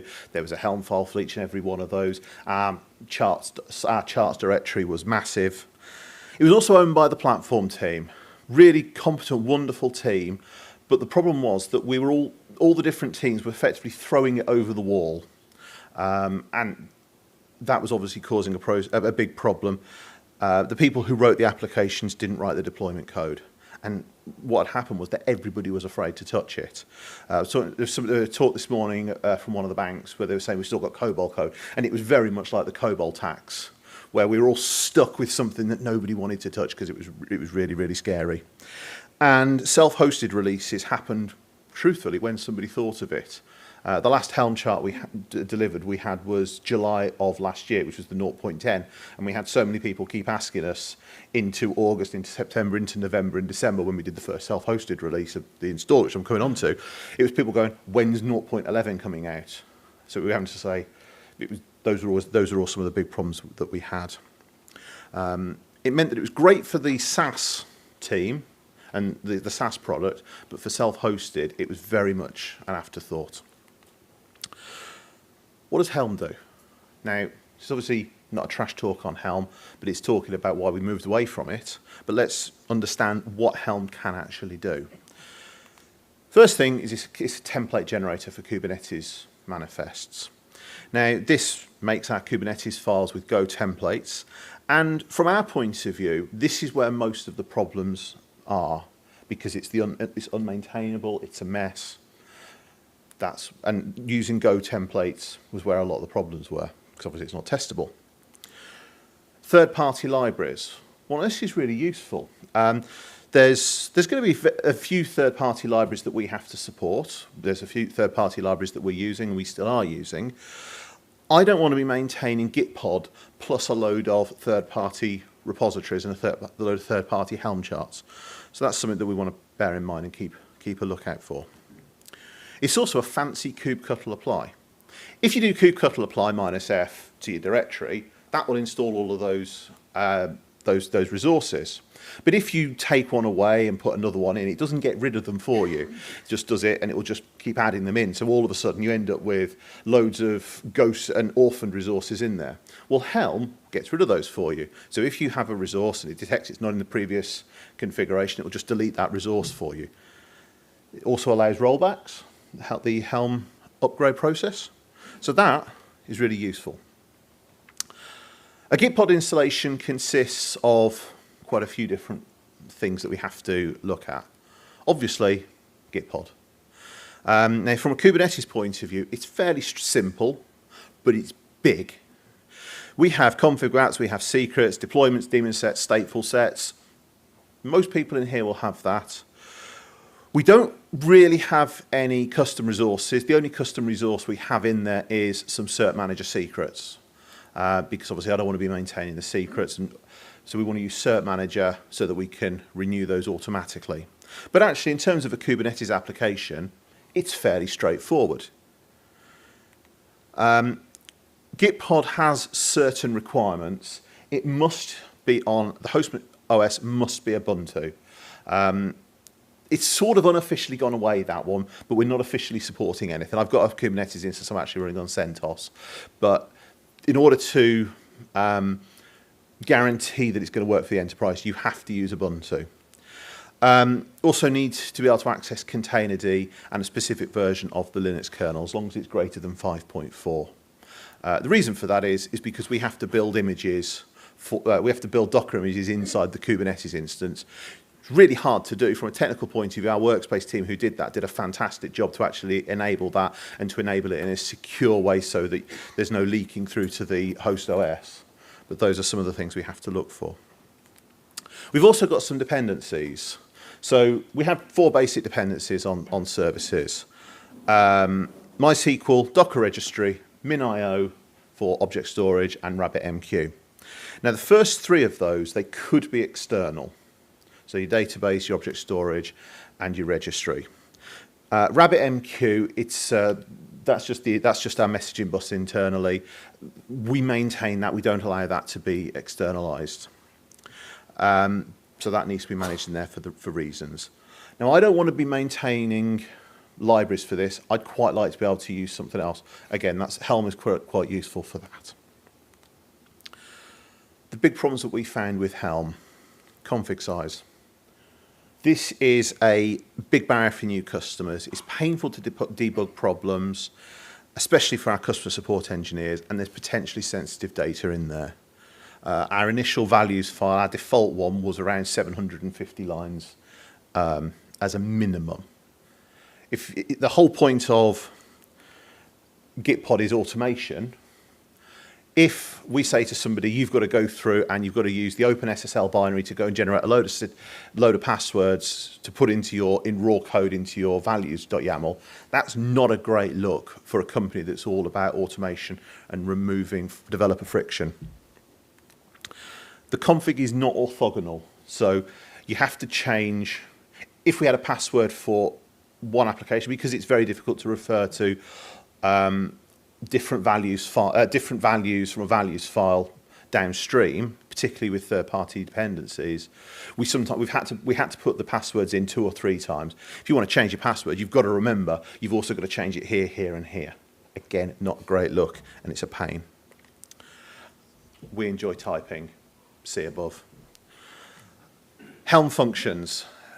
If you've only got 1 or 2 of them, that's fine. We had bloody hundreds, and they were unreadable. I don't know of any IDE that allows you that gives nice code prettifying on there, so they're just unreadable. Helm is mostly a templating language, so it's actually not very testable. We can't do any unit tests. We can't already do any pre-flight checks to check that for instance, the checker label is present on a node. Helm assumes that everything is correct at that point. And internally, we were using there's a function in Helm which comes from the Sprig library, which is to create your certificates. We were using those. As I said, we want to move over to use Insert Manager for those. That meant that you could never update a deployment as well, because these certificates, they had a year expiry. Now, most people, particularly in the enterprise, they're going to be upgrading, and hopefully we're going to keep their custom for more than a year. If they've got to then go and manually update their internal certificates, that's going to be a problem. It's also going to be an invisible problem. We're not going to know when that's going to happen. We haven't got any observability on that. Truthfully, these problems, they're not insurmountable. Sorry, I've pressed that one too early. Those were not insurmountable. You could have got rid of them with a good refactor, but then there's the config map problem. Or did that one a bit too early? Config maps created in Helm bear no resemblance to what they're going to be used for in code. So if I change the code, let's say I've got a nice bit of JSON in my config map, that's not going to bear any resemblance to it. I don't imagine you'll be able to see this too well. When I first did this talk, I had it on a 10-meter tall screen. It was massive. It was really quite scary actually standing in front of a 10-meter tall screen. But trust me on this. This is a bit of JSON that's in a config map. There's no code highlighting. There's actually 2 errors in this piece of JSON. I'm going to shout. So line 26. There's no closing double quote, and there's also a trailing comma. That's not going to compile. The application is going to see that and not going to understand what to do with it. But as far as Helm's concerned, as far as your IDE is concerned, that's absolutely fine. This is actually cut down as well from how it's really used as well. It's actually about 200 lines long, this config map as well. So, and there's loads of config maps. Hopefully you can see some of the problems that we had with this. Some of our design goals. Opinionated. If you're in the pub at night and there's a bloke who's really opinionated, that's a bad thing. It's a really boring night. We don't like it. In terms of software engineering, opinionated is good. We know how to run Gitpod better than any of you lot, because that is our job. Let us write that knowledge into our source code. By being opinionated, we can save you lot a hell of a lot of time, effort. Simple. Let's make the dependencies a part of Gitpod. If you want to spin up Git pod just to have a play with it, then you can do. That's absolutely fine. So that means that we want to put our database, our registry, we'll put that included with it. We'll use those Helm templates. It won't be performant, but it's there so you can play with it quite easily. Flexible. As I said, we have to support Gitpod.io, massive bank PLC, plus single user hackers. Gitpod maintains blue-green deployments. Most self-hosted users will use a live upgrade mechanism. Secure config. Now, secure can mean an awful lot of things to different people. In the 12-factor app, for instance, it's a litmus test for whether an app has been correctly factored out of the code is whether the code base could be made open source at any moment without compromising any credentials. Gitpod is open source, so that doesn't apply. So this is my version of that. A customer can submit their config.yaml via Discord, email, or a GitHub ticket without compromising any credentials. That just makes life a lot easier and people can get help a lot quicker. Some patterns that we were going for. Golang, it's an obvious choice. Most of Gitpod is written in Golang. Kubernetes is, Helm is as well. We can use things out of there. Parity with components and the installer. If I'm deploying a component, I want all its code related to be held together. Helm is usually single directory level, so that makes it difficult to make it readable. So we can do that with Golang. Code ownership is important. We have many teams in Gitpod and we all write code. If we ensure there's parity between the components and the installer, those components must be owned by the teams that use it. If the installer ever gets called Simon's baby, I failed, and my team has failed. The end goal is to create some YAML. It's really important to know what your end goal is. There's some really good ways of installing things to Kubernetes. We're not interested in that. We just want to create some YAML. And image tags are injected into the build. Every image that we use is effectively it's the commit reference as the image tag. It's quite difficult again in Helm to do that. If we actually bundle that as part of the binary, we make that a lot easier. The config. Config is locked and versioned. We're still on V1, but when we move to V2, we can write a migration script, make life nice and easy for everybody. So this is an actual example config. It's 2 lines. That's a lot better than the 750 we had initially. It's again, you won't see it. Apologies for that. But it's 2 line. It's API version and the domain name. That's nice and easy. That will then go and install it with in-cluster dependencies, and everybody will be happy. Here's a bigger one for you. That's actually about as big as it ever gets. People on the front row will hopefully be able to attest. We're only referring to secrets. So we've got there the database, which is actually a secret. So we define how the secret should look. They then just go and inject that secret when they build their cluster, and they do that as part of their CI/CD pipeline. But massive bang here. They've got their instance name for their GCP database, and the secret's in there. That then can be submitted via any mechanism, and okay, most people will redact their domain name, but that's the only thing that they'll need to do. We use the function name is the composite render function, and every Kubernetes resource gets passed into this. The idea is then it can all just be ordered automatically. So what you're going to do is just write something that goes into that function. That's the front of it, the composite render function at the top. This is our dashboard. We've got a deployment, a network policy, a role binding, and a service account. It's nice and easy. And this here is our deployment function. It's just the Golang struct. Again, if you've ever used Kubernetes, you'll know what that is, even without knowing any Golang. So it's nice and easy for people to get started on it. And it's just all bog standard Golang Kubernetes. Helm dependency injection. Again, I said earlier we want to be using Helm dependencies because I don't want to be doing it. So it's Helm template to the rescue.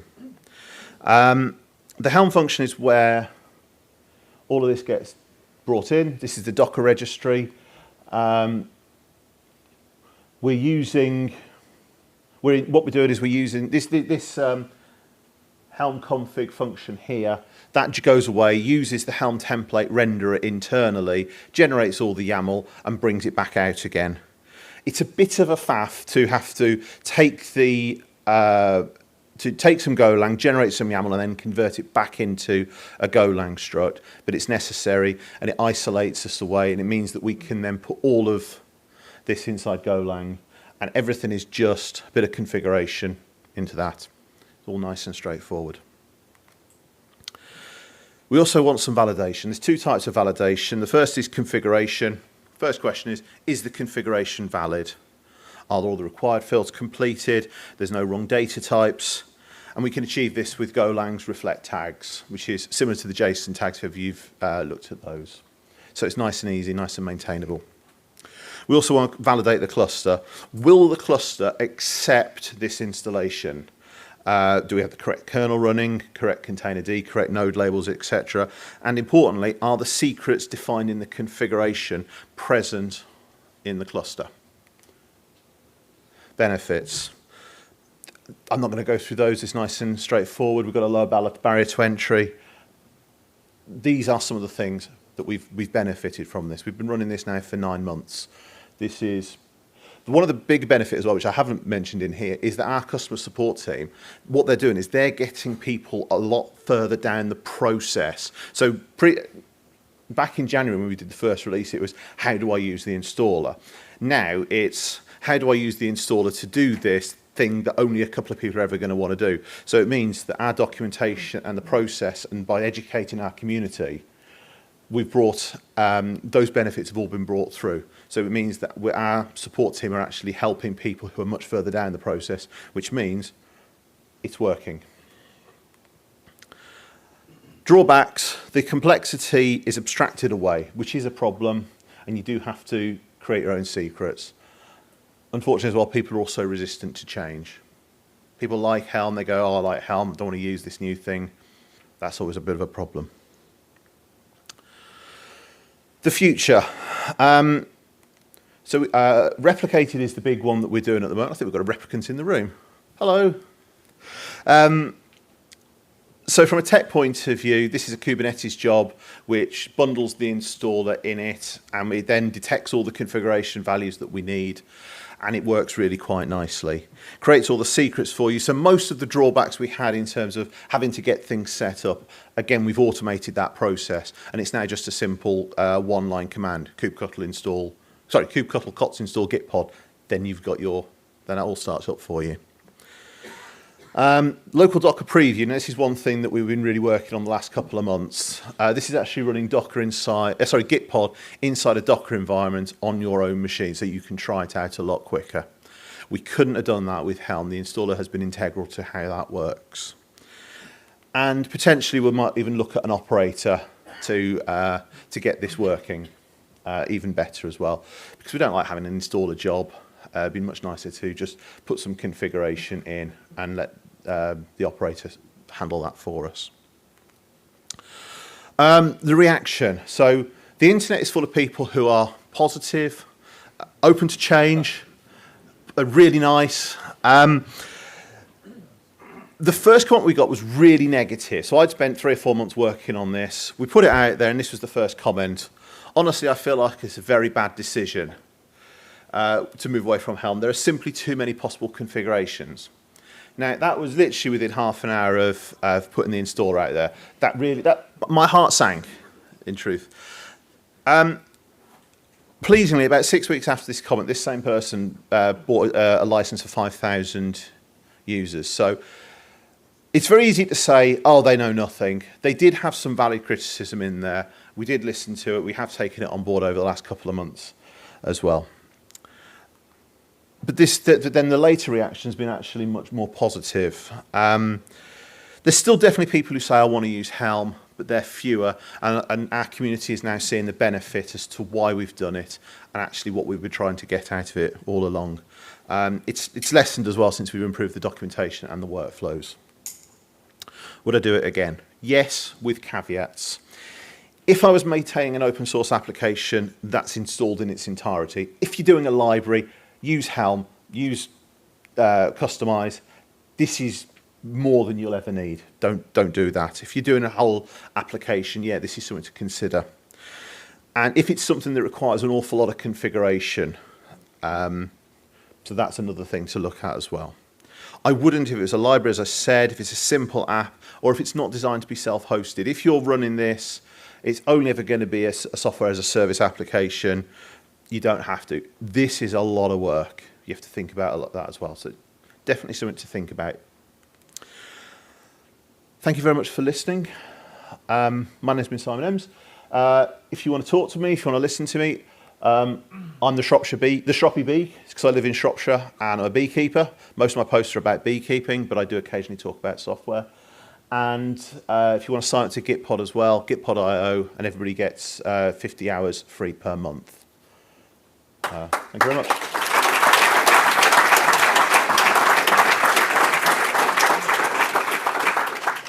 Great. So any questions? Just raise a hand now. Walk around the room. Right at the back. Furthest one away.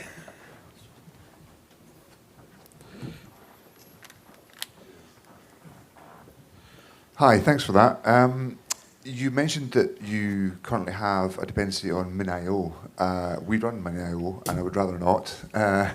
Is it a hard dependency, or would another S3 compatible solution suffice? So yes is the answer. Another S3 compatible solution would suffice. So from a technical point of view, we have to have an object storage in there.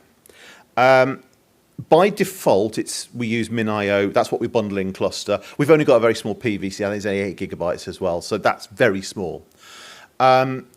We support, because we use the S3 interface, that obviously supports AWS and anything else that does S3 as per the AWS specification.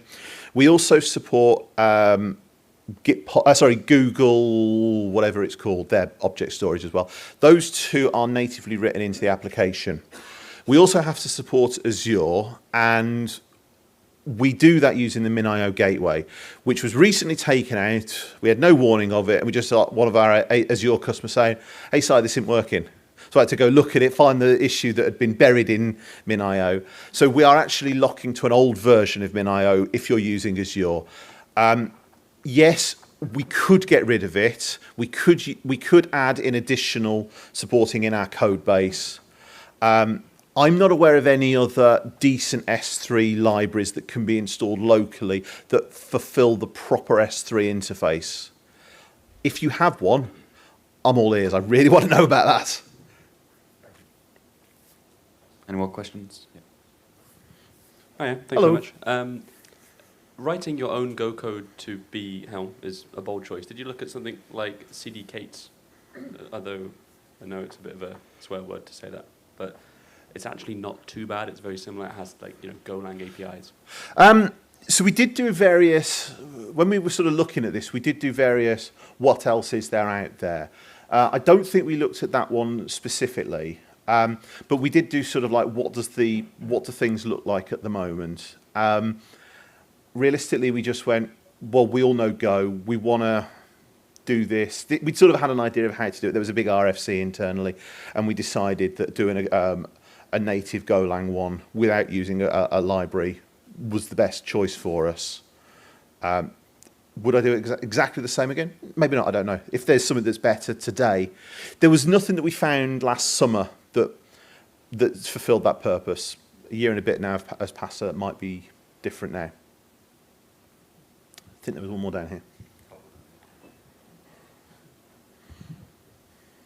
Hi. I was wondering if you considered any other models, like, say, for example, like an operator instead of a standalone installer or anything like that? Yeah, so we did initially. The reason we went for a standalone installer was just simply we didn't have the experience internally to run an operator. The operator has always been the long-term ambition, but we didn't have. So we have a saying in Gitpod: ship skateboards. We'll know how to build an MVC. It's just you build loads of skateboards rather than trying to build the wheels of a car and then getting a car up eventually. The skateboard for this was build a build this installer like this and migrate ultimately away to an operator. Cool, thanks.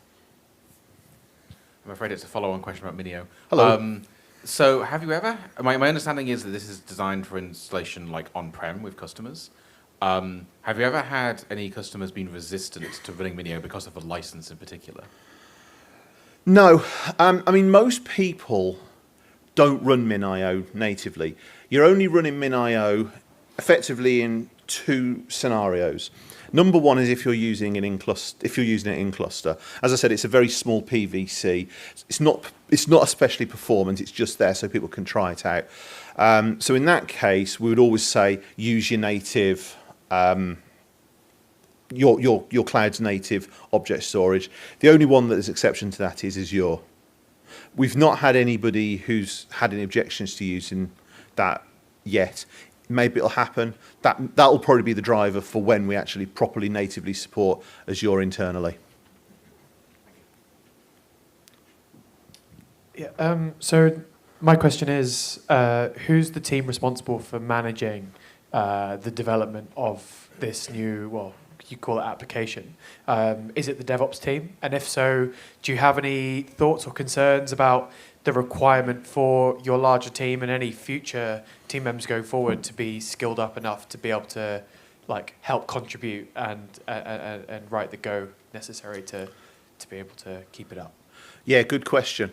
We don't have a DevOps team. We do have a platform team. And we sort of take the DevOps as a tool, not it's a process, not a tool. So the self-hosted team is ultimately responsible for the installer. That's me and 5 other people. We sort of control the interfaces, the configuration, and the broad development pipeline. In terms of the components, so first component that comes to mind is what's called WS Daemon. That is WS for workspace. That is controlled by our workspace team. If I want to make a change to WS Daemon, I have to get approval from the workspace team.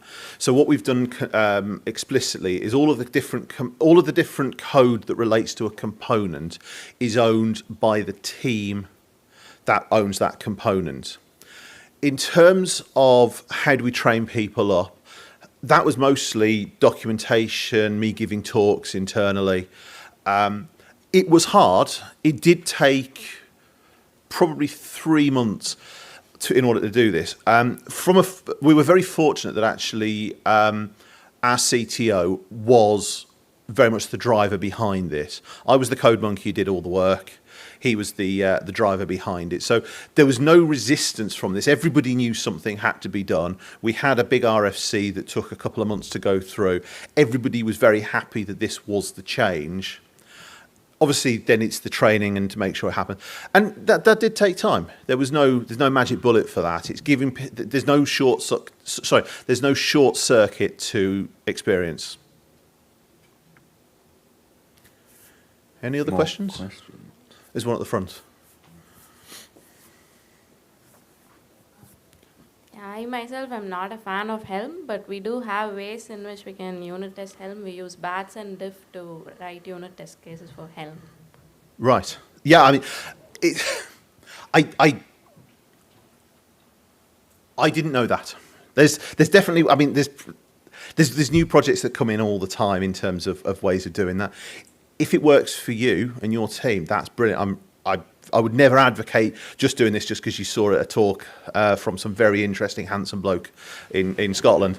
But it's, yeah, by all means, if that works for you and your team, brilliant. Don't change it just for the sake of it. Brilliant. So any more questions? Oh, one right.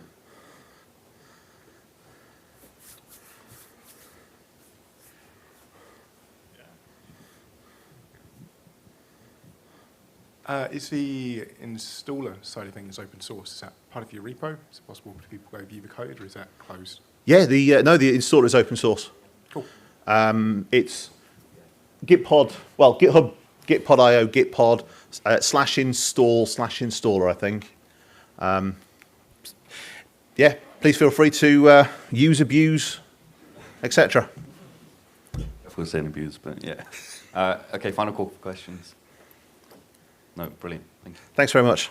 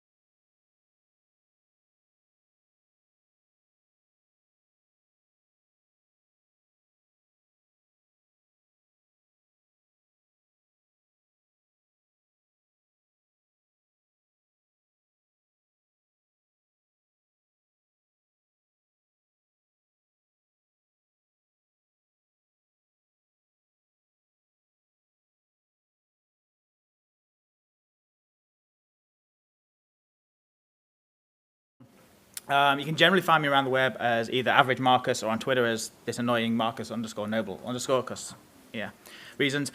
Now, the reason I'm here today is I've got about 5-ish years of Kubernetes experience now in production, and in that time, I've been an app developer, I've been a platform engineer, I've been a DevOps engineer, whatever that means. I've been responsible for building tooling and all this kind of thing. So I've kind of experienced all the personas that interact with Kubernetes to an extent.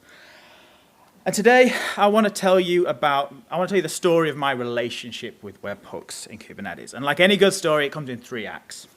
In the beginning, we're going to talk about the introduction, the backstory, and some of the wonders that you can get out of these webhooks. Then in Act 2 comes the conflict, the strife. So we're going to talk about the struggles with webhooks, the woes that we experience, and where things can go wrong. And then with Act 3, hopefully we're going to look at some resolutions. We're going to look at what the future may contain that may then make all these conflicts and woes that we've experienced not a thing, hopefully. So without further ado, let's crack right into Act 1. So for those that don't know, in Kubernetes, you've generally got 3 types of webhooks. Those, as of today, are validating webhook configurations, mutating webhook configurations, and custom resource conversion webhooks. Now, for the purpose of this talk, I'm going to focus on the first 2. These first 2 are what are part of dynamic admission controllers. So it's one of the ones that apparently a lot of you put incorrectly in the quiz last night. The custom resource conversion is a pretty solid API, actually. There's not many woes to talk about in that. It's responsible for helping you convert from one version of a custom resource definition to another so that you don't have to have all these nasty breaking changes when you release a new version. It's very nice. Just very quickly, the ones we're going to talk about, they were introduced in version 1.9 of Kubernetes as a beta, so we're talking quite a way back. But the very initial release of these kind of webhooks, these dynamic webhooks, was this generic admission webhook, which was introduced all the way back in 1.7. So these are quite a solid, long-running feature of Kubernetes. And there's some baggage with them, so we'll get to that shortly. So, as I said, these are part of dynamic admission controllers. So both validating and mutating, they live under this dynamic admission controller. There's a fantastic documentation site on the Kubernetes website, so if you're not familiar with them, highly recommend going and reading that. It's got a lot of really good information in. They can be triggered against almost all API operations. In reality, it's create, update, delete, and connect, so they don't care about any GET request. It's more when you're looking to make changes to things, and against almost all Kubernetes resources. Now, we'll come back to that almost a little bit later in this talk because it's quite frustrating.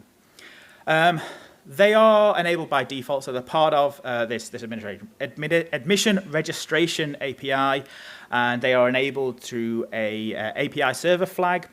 There's enable admission plugins. Like I said, it's enabled by default. If you do want to turn them off, you remove it from that flag. So let's talk about some of the purposes that we've got for these. So generally speaking, I'm going to group them into 4 kind of areas. We've got defaulting logic, we've got policy enforcement, best practices, and problem mitigation. Now, some of the actual use cases kind of blur across different areas, but let's just talk about these for the time being. So in terms of defaulting, this is where you want some default value to apply if it's not specified. So good examples of this is, say, for example, you use an internal image registry to cache all your container images, and it needs authentication. You don't want to have to give out those secrets to all of your developers within your team. You can use a mutating webhook to default the image pull secrets property to whatever that secret is that has those credentials, and then teams just don't even know it happens. It just happens as the pods being deployed. Similarly, you can have that secret actually generated when new namespaces are created. And there's also then things like in the past, so I started writing this before Istio announced that they're going sidecarless, but in the past, Istio was kind of a pioneer of this approach of having sidecars injected into all of your pods. So that's done through a mutating webhook. And then there's also things like setting of default resource limits if they're not specified, and injecting proxy environment variables if you have your cluster within a proxied environment. Now, policy enforcement. So these are where we want to, there's a lot of crossover here with best practices, which are going to come next. So I'm going to use them a bit interchangeably. But these are things like we want to make sure that certain security standards may be adhered to. So we don't want our developers using the latest tag, for example, from Docker Hub, because who knows what that could potentially pull into our cluster at some point in the future.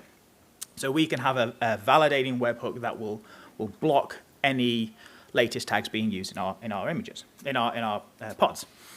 We can also do things like we can require that resources, limits, and requests are specified on our resources. We can block things like large container images, prevent the use of APIs that we know are deprecated in the next release that we're wanting to upgrade to. And there's also a lot you can do with webhooks to replace some of the old PSP functionality that is now deprecated or removed, depending on which version of Kubernetes you're currently running. Best practice, as I said, some overlap.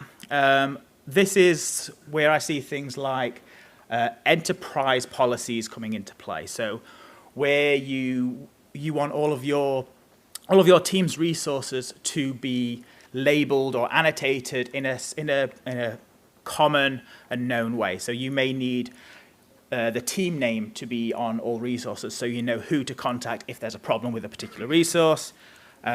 You may want to require that pod probes are on every pod, so that you know that application's okay to serve traffic to or whatever. And things like you can restrict the namespaces that people are allowed to use, require pod disruption budgets to make sure that you're enforcing resilient applications, things like that. And similarly, like you can, if you are using an internal image registry, one of the nice things you can do is your developers don't need to know about that in particular detail. You can just have the images from Docker Hub, say, automatically rewrote to point to your internal image cache, which is quite nice. Now, problem mitigation. This is one of my favorite use cases. So we've all heard lately how security is very important in Kubernetes. There's been a lot of CVEs lately. We've heard about Log4j. We've heard about all sorts of like node-based CVEs and things like that. We can actually make use of webhooks to counteract some of these things. So my favorite one is by far the Log4j mitigation. So hugely impactful in the amount of people that were susceptible to this remote code execution. And the way that you could disable it in an affected application without being able to update that application is to set this environment variable here, log4j format message, no lookups, that then kind of closed off the code path that was exploitable. So we were able to use webhooks to inject that environment variable into every pod launched in the cluster. So instantly we closed off that exploitable avenue within an entire cluster without needing to update any applications. Obviously, it's a short-term kind of stopgap until you can actually update your applications, but it's kind of nice for that sort of scenario. There's also things like if you know that a particular kernel version of your nodes has a CVE. So the top one here, the CVE 220185, was in a very specific kernel version. We can have a webhook on nodes joining the cluster to say, if your kernel version is this, you're not allowed to join the cluster. We will block the node from actually becoming part of the cluster. And then you can do some kind of more generic things. So you can block privilege escalation through webhooks. You can block some of your applications binding to using the cluster admin role, for example, and things like that. So before we carry on, let's have a little look at how these webhooks work for those that may not be familiar. So what I've got up here is a validating webhook configuration. In terms of the actual spec, the mutating webhook configuration is pretty much identical. There's a couple extra fields, not going to show here, but they're almost identical. The main difference is the actual payload that gets sent along with the actual webhook request. So let's look a bit in detail. So for every webhook that we've got an array of rules. This tells the API server what resources this webhook is going to be triggered against. So for in this instance, every pod that's created within the cluster, it will check all the webhooks, see if any of them have this rule, and will then call that webhook. We've also then got selectors that we can have on top of the rules to do a bit more filtering. So while the rules allows us to say, we want to trigger this on creation of pods, we may want to be a bit more specific and say, okay, I don't want to target any that's in the kube system namespace because I don't want to have this run against the API server. And it may be that I only want my webhook to run against my team's applications because it's specific to our use case. So it's only going to be on pods that have this owned by my team label associated with it. This is highly recommended, by the way. I'll come to this a little bit later. You've then got the failure policy. So this is what decides what will happen if an unexpected error occurs while trying to call the webhook. So this is not the webhook responding with a, no, I don't allow this. This is a timeout error calling the webhook, or a 500 error, server blew up sort of thing. If it's set to fail, any errors that are caught while calling the webhook, it will reject and it'll block that operation. If you say it to ignore, it'll just continue on, just ignoring whatever result would have come back from that webhook. Finally, we've got the client configurations. This describes what to actually call. So this is, generally speaking, a service within your cluster that's then backed by some deployments, some pod, whatever. And this tells it the name of the service, what namespace it's in, and the path to call. And then that's what will receive the webhook and have to respond back with some JSON or whatever. So in terms of the actual kind of flow within the cluster, so first we apply whatever our webhook is to the API, and then that's stored in etcd. Then, for example, on the creation of a pod, we apply that to our API server. The API server looks at all the mutation webhooks, iterate through them all, and find any that match the pod that we're creating. So checks those rules, checks those selectors, all this kind of thing. Now, one thing to note here is those webhooks that the API server goes through, the order is not guaranteed. Now, generally speaking, it will be alphabetical, but there is no guarantee in that, so don't rely on that. After the mutating webhooks, it then goes to the standard schema validation. So this is where Kubernetes checks your resource against whatever the schema is, so whether it's a CRD or whether one of the built-in, to say, okay, are all the values valid? So like, are we trying to use a Boolean where we're expecting a number or that kind of thing? If that's all good, it then does the same thing again with validating webhooks. So the only kind of ordering that we've got here is mutating come first, then validating. Within that, we don't have a whole lot of control. But then it does the same, goes through all the validating webhooks. And as long as all of those come back and say, yep, I'm okay with this, finally then that operation is persisted into etcd, and we can carry on with whatever the next request is. Kind of on this note, at DevOps Days London last week, Salam Iqbal did a really good 5-minute Ignite talk that kind of covered all of this in really good detail. So once the video's available, I recommend watching that. So let's have a little look at some of these wonders out in the wild. So us at Giant Swarm, we not too long ago had an issue with our CLI. So at Giant Swarm, we provide a way of, we do manage Kubernetes, we have clusters that customers interact with, and we have a CLI that can help with that. We had a problem where there was a bug in one particular part of our CLI where instead of deleting one specific certificate during a particular operation, it was instead deleting all of them. All right, we're doing a batch delete rather than a delete single. And what this meant is that everyone else in that cluster got logged out as soon as this one command happened. And because everybody was then using that CLI, it was happening all the time, and it wasn't great. Now, I don't know if any of you have kind of supported a CLI in the past, but getting a new version out, getting everybody to then update to it and make sure that new version is being used, it's not quick, it's not easy. But what we realized was this API call that was being made, this batch delete, was very specific, and it was not something that we had it's not something that we had as a general action that we needed to take. So we could create a webhook that basically blocked that particular API call, that batch delete of certificates. And in doing so, we could also return an error message as to why that was blocked that could then get displayed in our CLI tool. So our CLI tool, without any updates, could then say, there is a problem in this version, please update to this new version of the CLI that has the fix. And we could do all that thanks to these webhooks, so we could push that fix out to all of our customers in a matter of like minutes, and then have them update at their own pace. It's fantastic. In the middle here, this is from a tool called Kubernetes. You may have heard it in some of the other talks these past 2 days.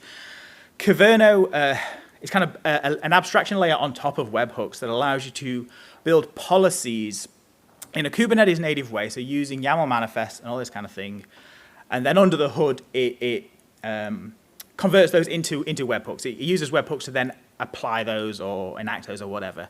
And they have this Log4 shell mitigation as an example policy on their website. And this is where I got the earlier example from.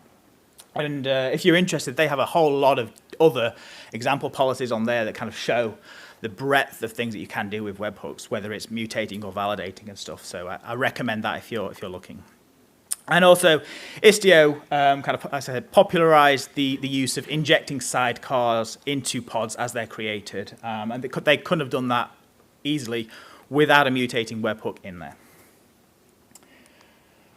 So I want to take a brief moment to have a look at the alternatives to webhooks. So there's a functionality called initializers. It was introduced in Kubernetes 1.7, provided a way of configuring out-of-tree code. By that I mean not within the API server, that allows you to do modifications to resources before they're actually created. This was kind of like the opposite of a finalizer. So you had this initializer array that had your application's name put onto it, and when your application had done its mutation or whatever, it took that value off of the initializer, and then the API server waited until that array was empty before it actually created the resource. The other one is pod presets. It was introduced in version 1.6, and this was a namespace scoped way of setting defaults for pods. So that could be your resource limits, your pod probes, whatever. If they're not set, pod preset would set them for you. Now, I say these are alternatives. They were alternatives. They have since been removed, so 116 and 120 respectively, because the functionality is now handled by webhooks, right? So webhooks is generally available. It's a solid API and can do all of this, so it doesn't make sense to have these alternatives that do a subset of those functionalities. Bit of a shame, but that's what we're left with. So let's move on to Act 2. This is where things get a bit fun. So what follows next are incidents with webhooks that have either happened to me personally, to my team at Giant Swarm, or some scenarios that I've sourced from others that have spoke about it on the internet. I'll reference those. I want to mention that any of the tools and things that I talk about here, I'm not throwing shade on them. It is not their fault that this happens. It's just kind of a side effect of how fragile webhooks are within Kubernetes and how kind of the lengths you have to go to actually make them resilient. So the tools that I'm mentioning are kind of for context, not to call them out as being bad tools. They are great tools. So the first one I want to talk about is Kubernetes and the faulty AZ. So in this scenario, we've got a cluster, and it's running Kubernetes in here. This is the policy engine that I mentioned earlier that allows you to do Kubernetes native policies that is then built on top of webhooks. This allows you to do kind of wide-catching, mutating and validating webhooks. A lot of the functionality that people use Kubernetes for is kind of security related, right? So it's to replace some of the old PSP functionality. It's to enforce kind of security best practices, so not using latest tag, things like that. So for this, we need our failure policy to be fail, because we don't want a way for people to be able to get around these policies. But for resilience, the service that's behind this webhook, it's got at least 2 replicas. And it's got, Kubernetes itself has some logic built into it so that when the last instance of Kubernetes shuts down, it actually deregisters the webhook. So it tries to clean up after itself. It's very nice. There is also a pod anti-affinity in place to ensure that these replicas are scheduled onto different nodes, so that we don't have all of our replicas of Kubernetes running together. So what happened? Well, by chance, yes, they were on different nodes, but they ended up in the same AZ. So we had 2 pods of Kubernetes. They ended up in the same failure domain. So in terms of AWS, it was in like EUS1A. They were both in that. And something happened in that availability zone. Now, what that was is irrelevant for this purposes. It could be that Amazon actually had an availability zone failure. It's pretty unlikely, but it can happen, right? Or more likely, it could be that there was a manual error, somebody misconfigured some routing rules or whatever it may be. But when this happened, instantly we lost all of our Kverno pods. There was no pods left. And because they were kind of instantly gone from the cluster's perspective, the webhook didn't get deregistered. The scheduler goes, oh, there's meant to be 2 pods here. I need to create 2 pods because there's now 0. So the scheduler creates those new pods, does the API call to the API server. The API service goes, oh, new pod being created. I've got a webhook I need to call for this particular scenario. And it tries to call the Kverno webhook. So it calls the service goes, oh, there's no pods. I'm going to throw an error. I'm going to time out. I'm going to throw 500, whatever it ends up doing. And because we've got the failure policy set to fail, the API server goes, nope, can't create this pod. You're not having a Kverno pod being created because the Kverno webhook says no, it failed. The impact of this is that the cluster is now at risk. We cannot create any new pods or anything that actually relies on this Kverno webhook. And the Kverno webhook's widespread, right? It targets a lot of resources. It means that if this cluster auto-scales for any reason, any of the pods auto-scale down, up, sort of thing, we could end up taking the cluster down. So the way to actually get out of this is we have to kind of manually go in, disable that Kverno webhook so that the API server could then recreate the pods. And as those pods came up, there was logic in Kverno that recreated those webhooks and everything got running again. And obviously go back and then update our anti-affinity to take into consideration failure domains. So, yeah. Next one. This is a cluster upgrade that went wrong. So we've got a cluster. It's got several mutating and validating webhooks. Many of them are targeting pods in some fashion. There's all sorts of services running in here. There's things like Cert Manager, Instana, Kavano, Linkerd. They all rely on webhooks to some extent. And most of them have just kind of been installed using third-party charts from like Artifact Hub, using kind of the default values. So they're just installed as a kind of one-click solution. They're running, all good. But what happened? So the cluster we've got, we're looking to upgrade to the latest version of Kubernetes. The cluster in question has a lot of spare capacity in terms of resources. So the strategy to make sure it was nice and quick was to remove 25% of the nodes at a time. The way that this upgrade was being performed, it was a cluster running in AWS. So we updated the AWS launch template to have a new AMI version specified that had the new Kubernetes version. We then made use of the instance refresh functionality of AWS ASGs. We told it, okay, we want 25% to be rolled at a time, and it kind of just takes those out of service, brings up new ones, all this kind of thing. Lovely. Now, the first 3 nodes that are launched, they're unable to schedule any pods. All right, so these nodes come up, and nothing gets launched on. This includes a ControlPlane node. So we have the ControlPlane node come up, and it means that API server can't launch on that node either.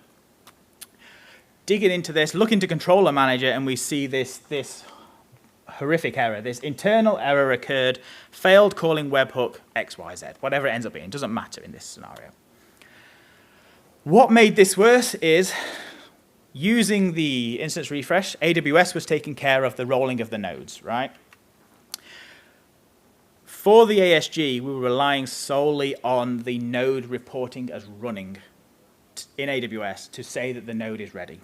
We were not looking at the actual kubelet health, right? So AWS instance refresh saw, oh, these 3 new nodes that I've brought up, they're all running, they're all good. I'm going to do the next 3. And then I'm going to do the next 3. I'm going to do the next, going to keep going until we've replaced them all. The impact of this, if it wasn't caught early, was the entire cluster goes down. Right? You've taken down all of your nodes, no pods are able to launch, you've got no cluster anymore. Now, luckily, in this sort of instance, it was caught very early. We were being kind of paid attention while the upgrade was happening, and we saw instantly that things were wrong, errors starting to fly, got paged, all this kind of thing. But I know a lot of scenarios where people kind of kick off a cluster upgrade, pop out to lunch for an hour, and then come back and hope that it's finished. What you don't want is to come back and you've got no cluster. Incident number 3. So this one is taken from JetStack. I believe we have some JetStack maybe in the room. I don't know. Yeah, cool. So this is from hopefully I paraphrase this well enough, but this is from their blog. I highly recommend going and reading for more of the details. I've kind of picked out the highlights here that fit into this talk. So I'm going to read this verbatim. So we were in the process of upgrading the control plane for a development cluster used by many teams to test their apps during the working day. We began the upgrade via our GKE Terraform pipeline. When performing the control plane upgrades, the operation did not complete before the Terraform timeout, which was set to 20 minutes. This was the first sign that something was wrong with the cluster. Something was wrong, though the cluster was still showing us upgrading in the GKE cluster. Console, sorry. So what went wrong in this scenario? Well, GKE completed the upgrade of one of the control plane instances, and that then started to receive all of the API server traffic. So the load balancer decided that was the one it was going to send traffic to. And then it continued on with upgrading the remaining control plane nodes. During the upgrade of the second control plane instance, the API server was unable to run this post-start hook for CA registration.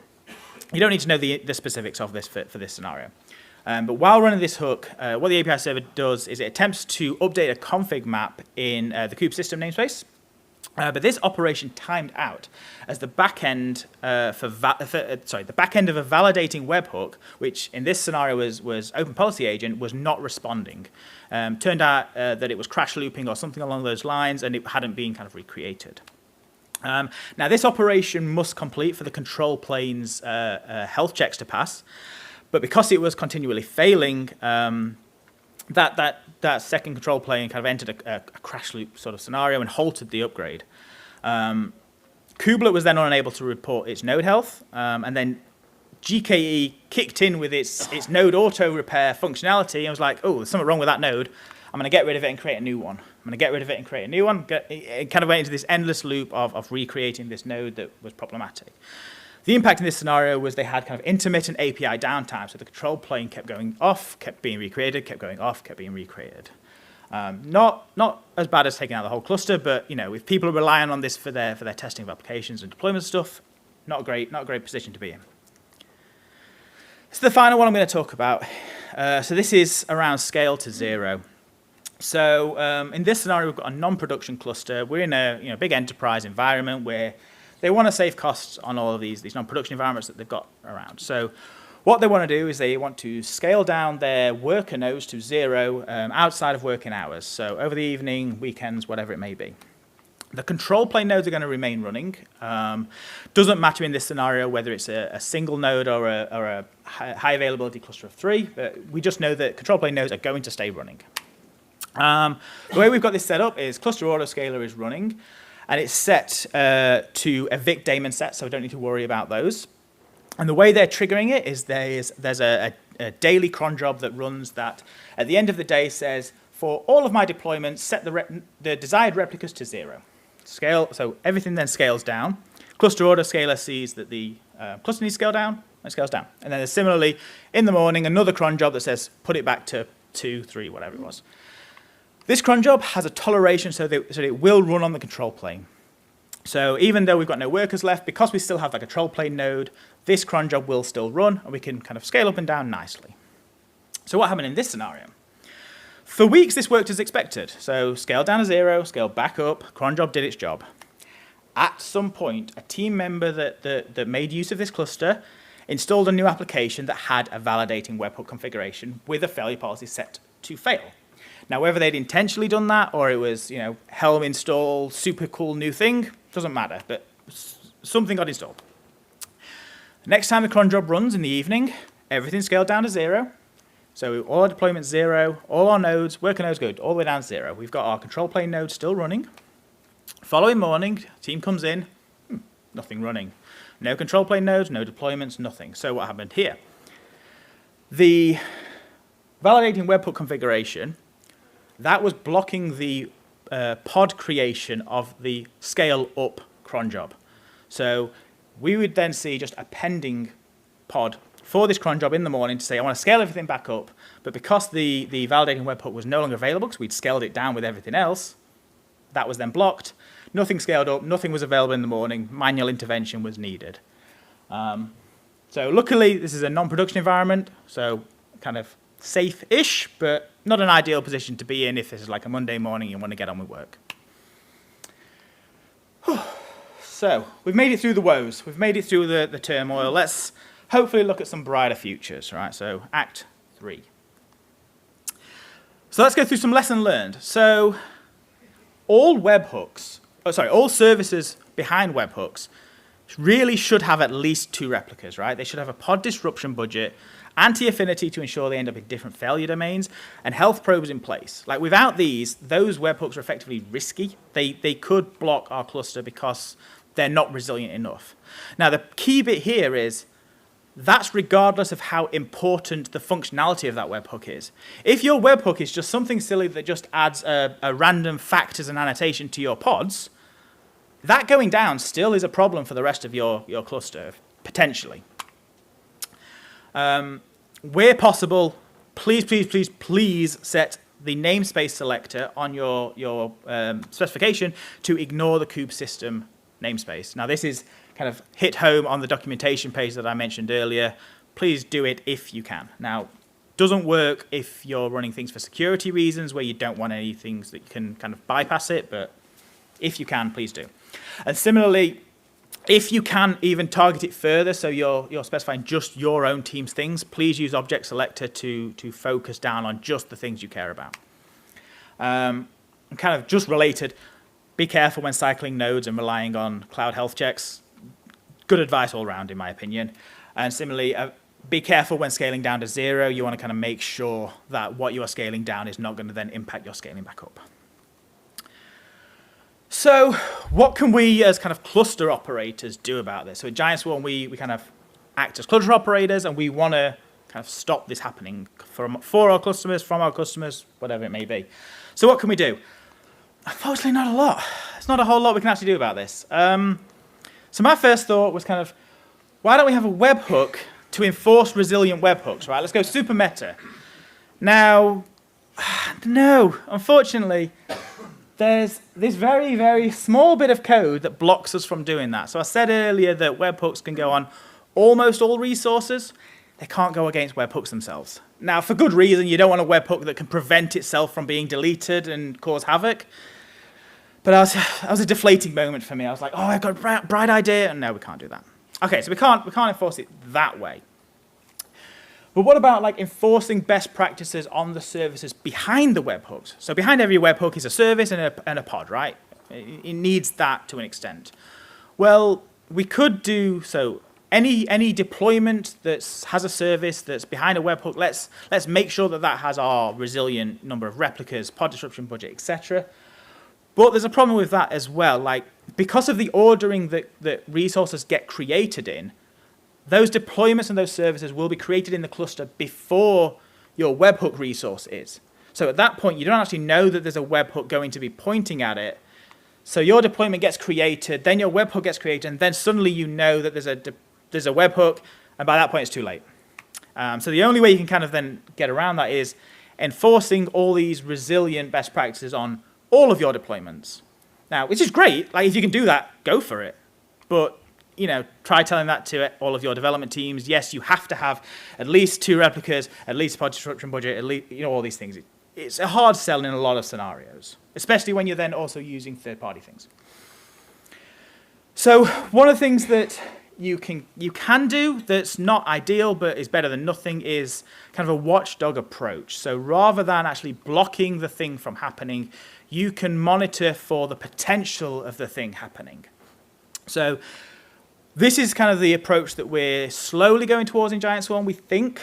We're still testing out kind of how it's going to actually look in practice, but you can have something that kind of exposes Prometheus metrics, let's say, for the number of webhooks that don't have a minimum number of replicas, don't have a pod disruption budget, don't have kube system ignored, that kind of thing. And then you could potentially use that as an alerting source to say, okay, this cluster, there's a potential risk here. Let's see if we can do something about it. Maybe not necessarily get woken up for, but at some point. Now, this is kind of an example of a dashboard that we've had for a big test cluster, and I'm glad it's a test cluster because that's a lot of kind of risky webhooks in there. The other thing you can do, so validating mutating webhooks in Kubernetes can actually point to a service outside of the cluster. So when I showed earlier the client config bit of the spec points to a Kubernetes service, you can actually, instead of that, point to just any URL. So you give it a URL and a certificate CA bundle to have the HTTPS accepted, and then that can run elsewhere. Doing that means that that service is no longer going to be blocked by itself. So regardless of your webhook and what it kind of can block, that service itself doesn't get blocked by that. But obviously it comes with a hell of a lot of other issues where you then need something else to manage this thing outside of the cluster. You need to make sure it's resilient. You need to make sure it's up. You need to make sure it's scheduled, all this kind of thing. So I've not actually seen this scenario used in the wild anywhere. If you've got an example of people using out of cluster webhook, I'd love to see. I'd love to see how it's gone, good or bad. So finally, let's kind of look at the future. There's a few things that kind of on the horizon that may help towards this sort of thing, or at least kind of give us a little bit of hope. First one is unfortunately one that got dropped, so I'm going to talk about two KEPs. So for those that don't know, KEP is a Kubernetes enhancement proposal. So it's a way of kind of saying, I think this new feature would be good in Kubernetes. This first one was manifest-based registration of admission webhooks. What this meant is effectively the static pod version, but for webhooks, right? So you have a manifest on your node in your Kubernetes directory that said this is the webhook. What this was trying to solve was the short gap in cluster creation to then actually having a webhook enforcing policies. So there still is no way of creating a new cluster with these webhooks in place. They have to come at a later date. So you've got a small gap where there's no enforcement in place. Unfortunately got dropped. Maybe we'll see something similar in the future. Who knows? This next one, CRD validation expression language. Like, this one is not related to the dynamic webhooks, not related to validating mutating webhooks. It's actually related to the CRD convergent webhooks that I said I wasn't going to talk about, but this is the one exception. Okay, this is actually quite an exciting thing because it's now available. This allows us to make use of CEL, which is the Common Expression Language, to do validation actually in the spec of our CRD. So rather than having to rely on a webhook and a pod running somewhere that can do things like, okay, if this value is the same as this value, we're going to block it or whatever, or it's not valid. We can now do some of that stuff actually in the spec itself, and the API server will run that for us, and we can kind of skip this webhook step. There's a very nice blog post, actually two nice blog posts recently on the Kubernetes website about this. It's now in beta in 1.25, so it's going towards GA. Looks very exciting. The last thing I want to talk about is an idea that was proposed recently. There was a talk at KubeCon in Valencia about getting WebAssembly into the API server. I kind of hope that things go in this direction, but there's not been a whole lot of traction as of yet. But the idea behind this is to make use of WebAssembly modules that can then be loaded dynamically into the API server, kind of runtime or whatever, to then use those modules instead of calling webhooks. The benefits here is that we're not relying on the network to do any of this call. So the API server itself can directly run these modules and perform the logic. We're not relying on someone that can then go down because an AZ is not available or whatever.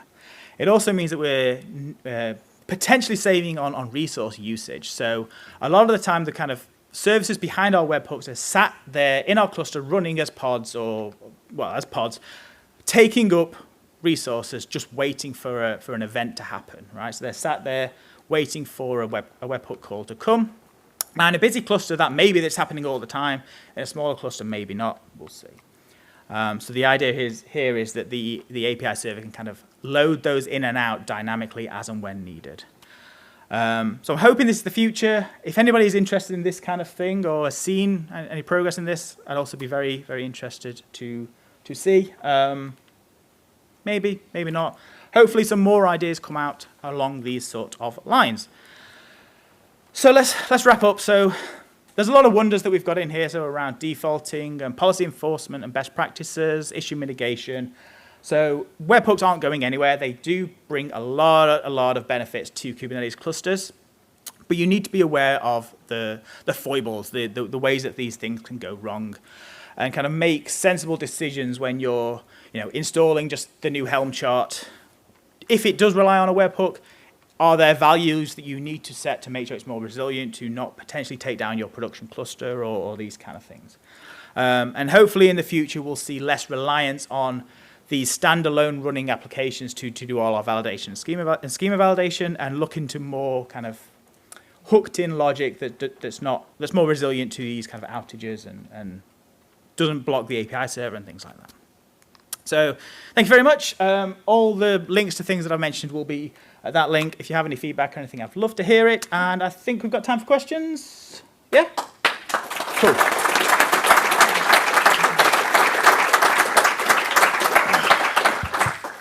Brilliant. We've got time for maybe one or two questions. Yeah, hands in the air. I'll walk around with the mic.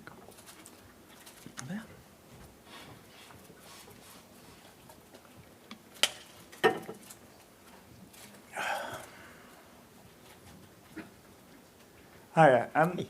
For the first example, you mentioned that your mitigation or improvement was to improve the anti-affinities. Mm-hmm.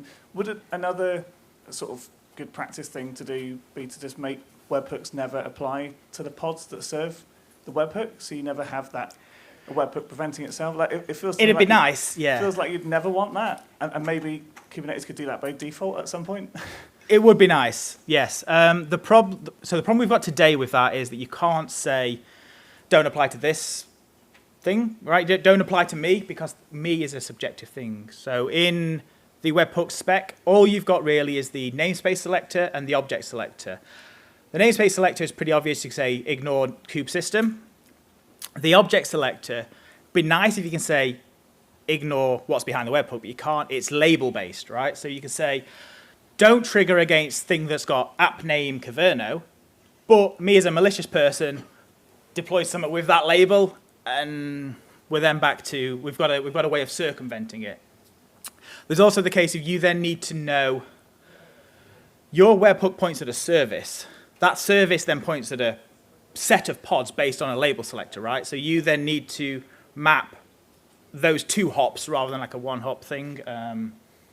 But yeah, if this could be something built into Kubernetes itself, that'd be fantastic. Yes, very much so. Cool, thanks. So maybe time for one more, if there is. No, so we'll leave it at that. Cool. Thank you very much.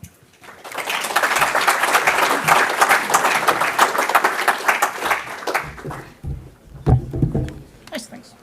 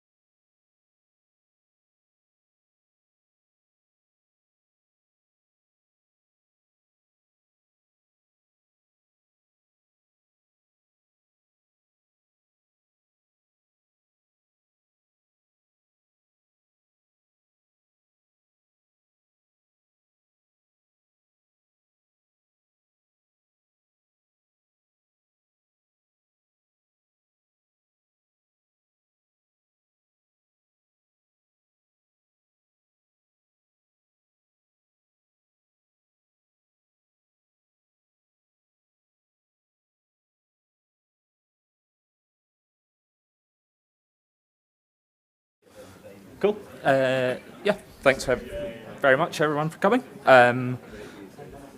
We are here to talk about Kubernetes, how we have used Kubernetes and Service Mesh to build a resilient platform. Some of you may be wondering, those of you who have seen me talk recently, the last time I talked about how we destroyed our entire company using this resilient platform. So it's not completely fault-proof, but we're going to give you some of the things we've learned, some of the progression, the previous architectures we've had, etc.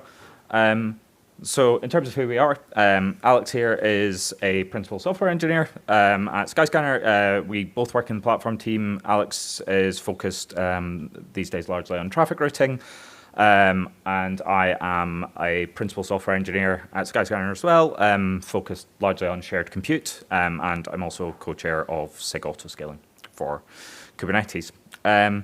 So we're in Edinburgh, so those of you who are from Edinburgh, I'd imagine, know who Skyscanner are. But for those of you who don't, Skyscanner is a travel meta search engine. We are responsible for the lovely blue eye masks in your goodie bags. But our mission is to lead the transformation to modern and sustainable travel. We have 75 million monthly active users, over 1,200 travel providers, and about 24 billion origin destination partner combinations. So this might explain why we have some of the problems with scale and number of services that you'll see us talking about as well. So in terms of our cloud native journey, our growth in scale has been pretty quick. I joined the company in 2015. We had, I believe, around 1 million users a month then. By the middle of 2019, so roughly 4 years later, we were about 100 million unique users on the site a month. And obviously, anyone who's experienced that sort of 10xing and 10xing again of scale, that's when things start breaking. Things that worked well and were stable to that point suddenly don't become stable. So yeah, what problems did that growth in scale bring us? So way back at the start of our cloud native journey, we went all in on AWS. We've sort of talked about this in past talks, but we eventually got to a point where we went, it's not a scalable thing for all of our teams to be spinning up their own ECS clusters. There's a lot of wastage involved in that, and then services need to figure out how to talk to each other. So we eventually went, okay, we'll solve that problem for the company. We'll build a shared ECS cluster. We'll deploy all the services onto that. We can manage the scaling and bin packing and get better utilization of our resources, et cetera, et cetera. And we deployed those to different AWS regions, but in a single cluster going down, or say someone managing to delete an ECS cluster, and those of you who have done that somehow might know that AWS's default behavior is, okay, I'll delete all the services on that cluster for you. I'm not warning you about this until we went, you should probably force people to say, yes, I want to delete all my services. But yeah, if we had an outage of our custom control plane for the scaling of this or whatever, it brought down an entire region. And obviously that brings impact to travelers. So at this time, we were also sort of beginning to look at, we'd reevaluated our choice. Like originally we chose an ECS over Kubernetes because Kubernetes was like 1.2 at the time, and we sort of went, it doesn't seem that mature a product. AWS are all in on this ECS thing. We're all in on AWS, so we don't really care about the multi-cloud. But eventually we went, okay, all the cool kids are playing with Kubernetes. All the new tools are like Kubernetes by default. Let's just do what we did in ECS, but in Kubernetes. So we got some consultants in to teach us how to do Kubernetes. They built us a proof of concept. We did the totally sensible thing as soon as they were out the door of going, let's productionize this by tearing all their code out and putting our code in a different language. That'll work fine. But we eventually got there. Like we had the load balancer in front of a cluster. So if I'm service talking to a service in the cluster, all I need to do is talk to service.prod.cluster.whatever. But yeah, of course, that still has the same problem of an outage in that cluster is a regional outage. And we were bringing on more and more services onto those clusters, large-scale services that cause problems with control planes. And eventually you get to the point of, okay, we need to solve that. So what we'll do, we'll have 2 clusters. That'll solve our problem. And one of the things here is you can see that, if this is working, both of these clusters are cross AZ. So we'll come back to that in a minute. But then we have a chain of dependencies where service A is talking to service B in cluster 2 via load balancer. And that means now our dependencies need to know which of the two clusters our services live in. And that's obviously not ideal either. And obviously that then leads to, oh wait, we have an outage in one of our clusters, but actually dependencies for services in cluster 1 live in the cluster that's not affected, but we're still causing a regional outage. So yeah, we're still able to cause a regional outage with a failure in a single cluster. Noisy neighbors were still a major problem with this setup, particularly as cluster services were deployed to all of the foo clusters across the globe, and it was the same set of services. So one noisy neighbor in that set of clusters would affect every other service deployed to those.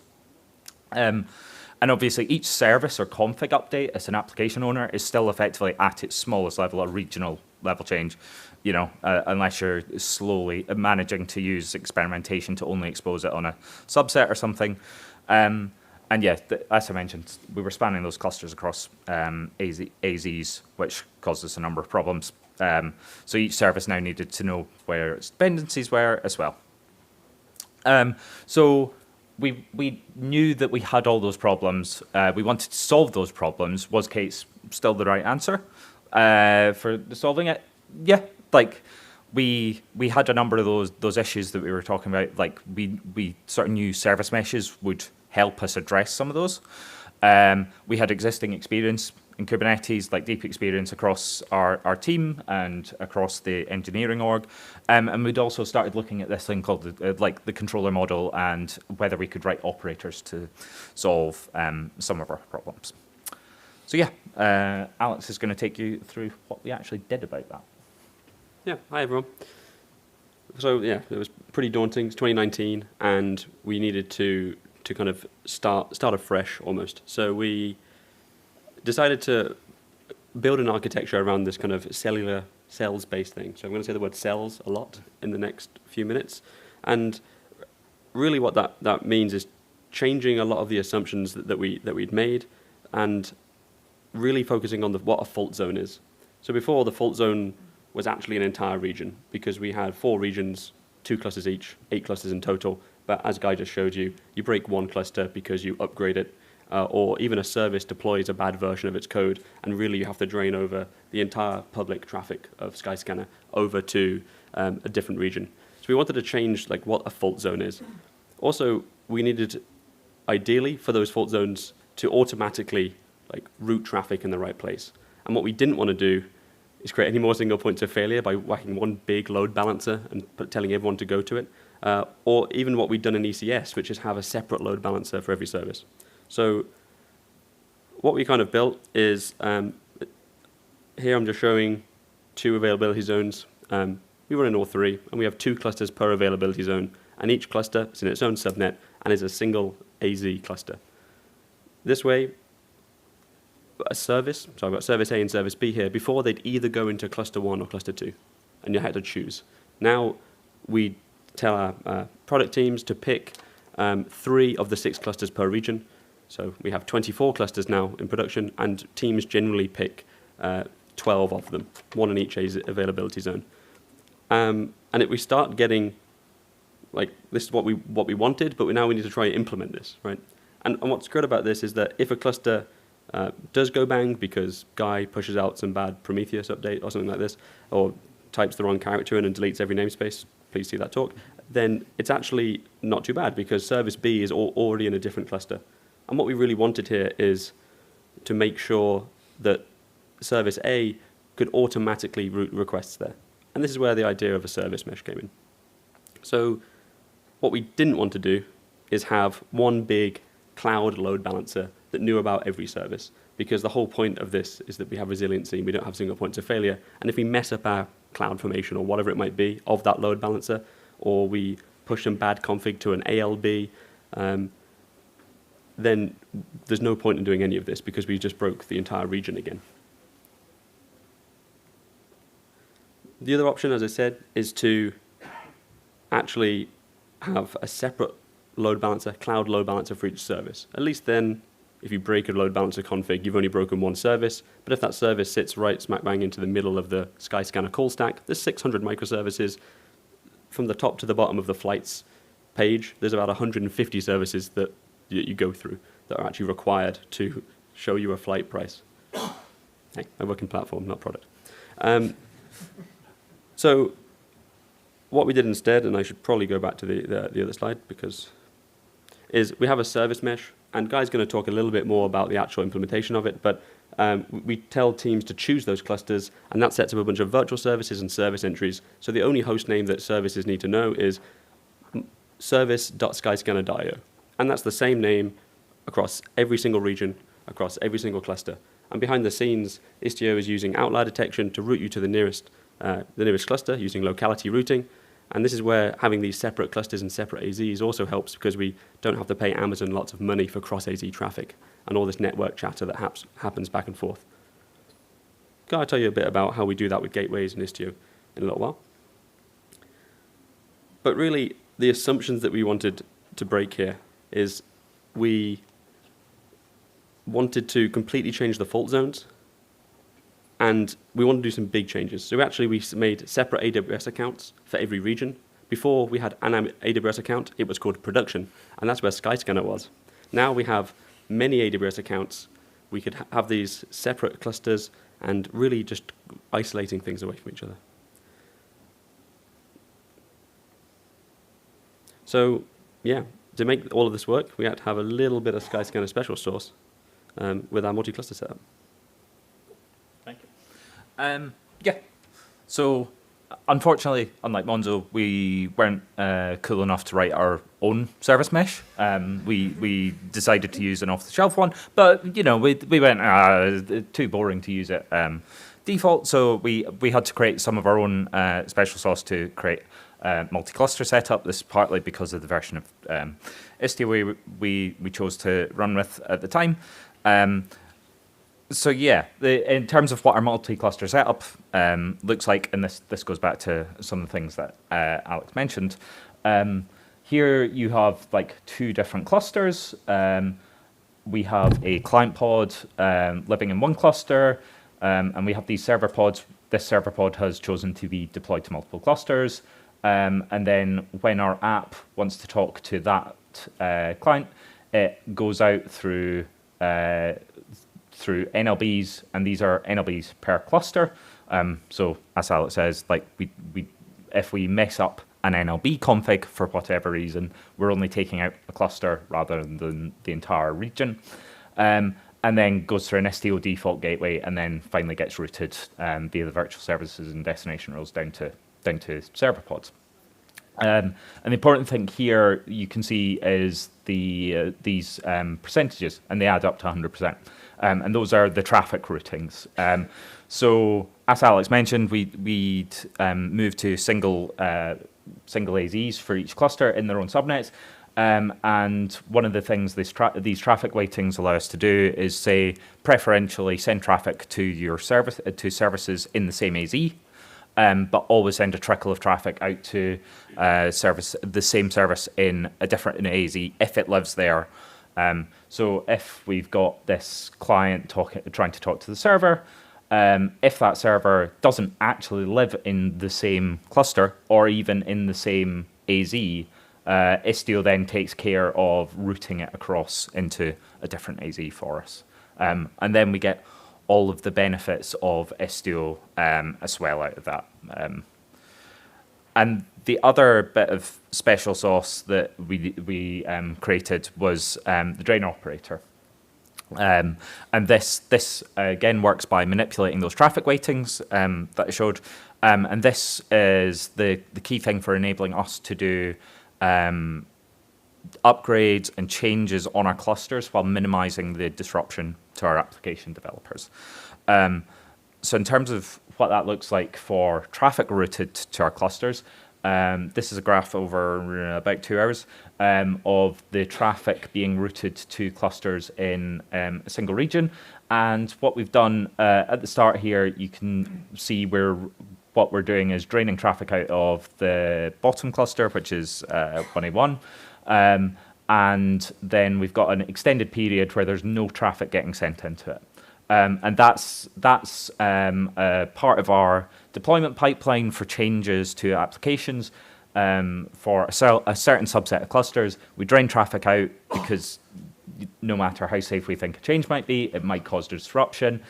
Apply the change, whether it's a change to the EKS cluster or an upgrade of a component, run some tests, and then we slowly restore traffic back in. And that means that ability allows us to do things as disruptive as taking entire clusters away because we're not routing traffic to them, completely trashing the cluster, rebuilding it, and returning traffic in. And from a developer's point of view, nothing has changed. They're still using the same cluster name to interact with on KubeHuddle. They're still deploying to the same cluster name, but behind the scenes, we have managed to say move from COPS to EKS or upgrade Kubernetes 6 versions without them actually noticing.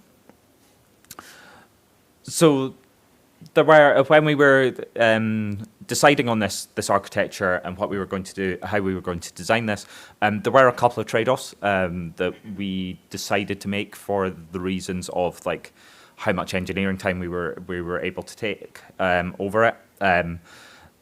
And we went in being fairly explicit about knowing what those were. So one thing, like we're talking about a cell-based architecture, those who have seen talks, for instance, by Amazon about cell-based architectures before, one of the key things that Amazon used to enable this and like limit the impact of noisy neighbors and things like that is shuffle sharding. The tooling to like make that completely transparent to your users, we've sort of considered what might that look like, how might you abstract that away, and realized it was really complicated and hard and decided not to do shuffle sharding. So instead, what you can see here is the YAML that's required for a service owner to manually onboard to the clusters. So as Alex said, we set up all these STO virtual service rule and destination rules. And the way we know which clusters to do that in, etc., is by asking service owners to onboard. And there's just a couple of other things here, like how much CPU and memory they're planning to use, so we can set up resource quotas for them, etc., etc. But the key thing here is that they have to specify the placement, and that does allow us to have a bit of a conversation with service owners where we can say, if you're a small internal tool, maybe actually you only need the resilience of, maybe you can cope with downtime. Maybe you can cope with us draining all of the traffic away from your cluster and your front end or whatever, or your API being unavailable for an hour or a few hours. But big services, like in the engines pipeline, as Alex mentioned, maybe you need to be deployed to all 6 so that we can do planned upgrade work on one, have an unplanned outage on another, and you've still got 4 clusters to handle, all of the flights that people are searching for. And yeah, the other trade-off here is obviously that you end up with lots of duplication because service owners are deploying to those n+2 number of clusters. So especially if service owners don't set their HPAs up right, you may well end up with all of them sitting at their minimum all the time. So it can result in wasted spend, and does. In terms of the challenges we faced. Is this you? Yeah. So observability. This was one of the big ones, and one we had to sort of tackle head on. going from a service deployed to 4 clusters, one cluster per region, to up to 24 clusters across the globe on a Grafana dashboard, you can probably just about cope with clicking through 4 different regions or having 4 sets of panels for the 4 Prometheus endpoints that you're querying. 24, that's probably not scalable. You're not going to fit all those graphs on the screen. So we had to look at how we were going to do that aggregation of data across those Promethei. And we'd previously used Prometheus for all those operational metrics. We didn't use Prometheus for sort of business metrics. We had other solutions for that. But yeah, we had to look at sort of what aggregation solution do we use here. We ended up going for Thanos.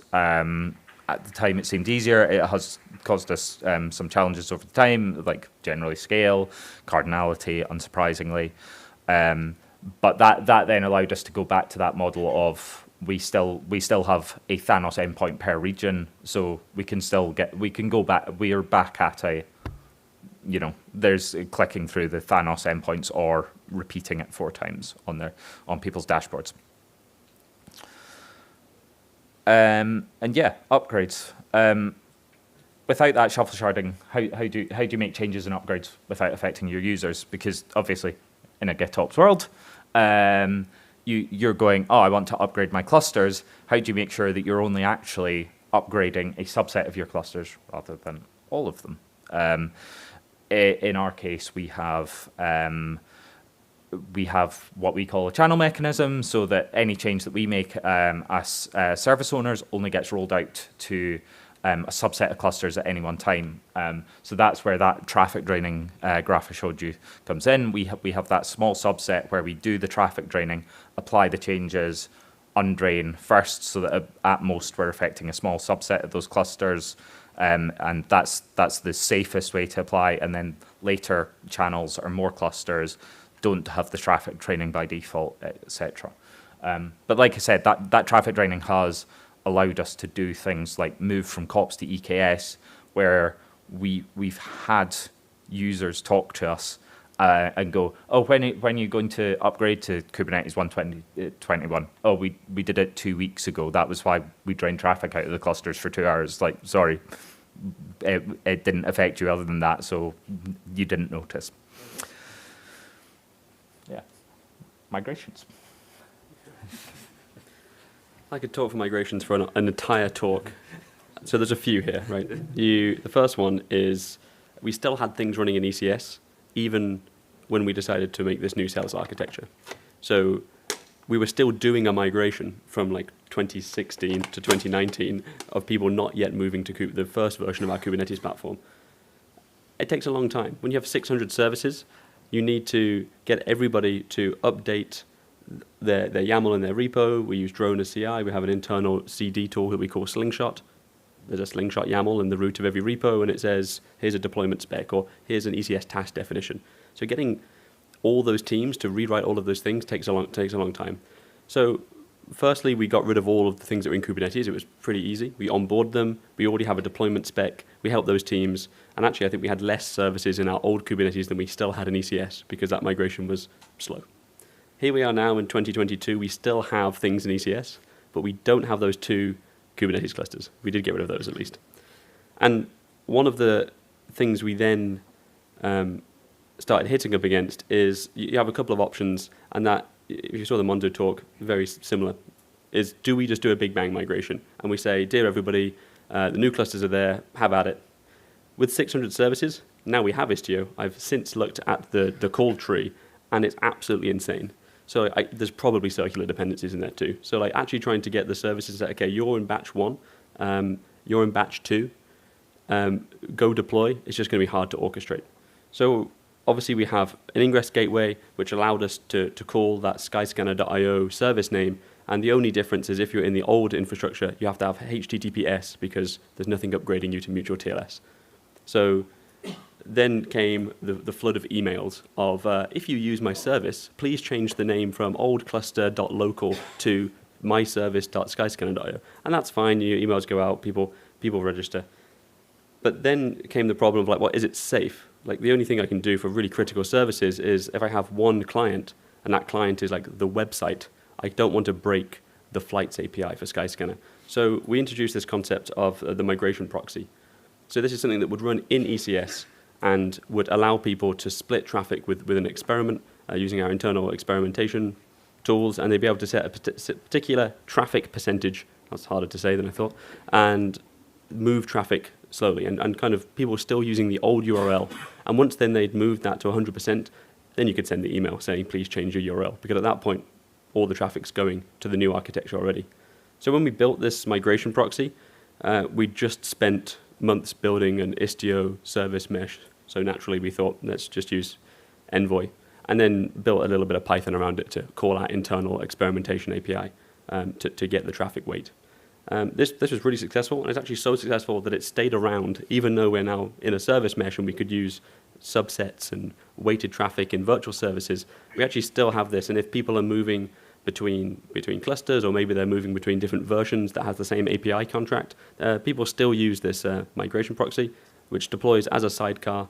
And yeah, it means in the sales infrastructure, you'll have envoys pointing at envoys, which is fun. So knowing where the dependencies live is now less of a problem, because you can just use the skyscanner.io name. The keen people might have seen there were some regional endpoints config in that onboarding document. There's definitely some things that still need to use specific regions, maybe because they want to mirror data around. So we can opt into that, and you have a service name.region name.skyscanner.io, and that will always go to the right place that you expect. Otherwise, you don't know which cluster it's going to go to, probably the closest one. I could talk for much longer on that, but I won't. So what do we do? Well, it's still not done, and we'll probably come back in 2 years and tell you how we've ripped this up and it was awful. So, and we'll probably still be running all the other architectures that we've described. So, like, iterating on these things, and nothing is set in stone. So when you're making these decisions, don't worry too much. Obviously, there's a lot of effort if it's the complete wrong decision to go back, but we've iterated multiple times, and we'll iterate probably more times. And each time we go through a 10x, and I hope it happens again, then you find out what breaks the next thing. Is it going to be Istio that falls over next, or is it going to be upgrading to some version of Kubernetes that deprecates all of the APIs? What's going to be the next thing? Also, we spoke about all of the trade-offs, and there's definitely things in the platform which aren't ideal. It's still quite a thin platform, so our product engineers, you build it, you run it, they're on call, they get woken up if things go wrong, they write their alerts. But it does mean if something goes really wrong, they do kind of need to know about Kubernetes. And Kubernetes isn't really for developers. It's a fun thing that we all play with. But it starts to get a bit leaky, and like teams that are high-performing teams with really big services, they actually do need to start knowing a bit more about the implementation detail. So I wish we could have a Heroku push to Git and walk away, but we don't. We have a bunch of Kubernetes, and people need to learn kubectl, not KubeHuddle. And the big thing here is being explicit about your fault zones. And we've talked about it loads there. But knowing when something breaks, how does that make your whole system interact? Knowing what the service dependency tree is like. And at the moment, I think if full availabilities zones explode, or more likely we break the cluster, that's more likely to happen, then I'm not really worried about it. If I break all of the regions at the same time by deleting one character, then I get more worried about it. But with the channels mechanism rollouts, we really tried to limit how much we can break things. Yeah, so thanks very much. We're hiring. But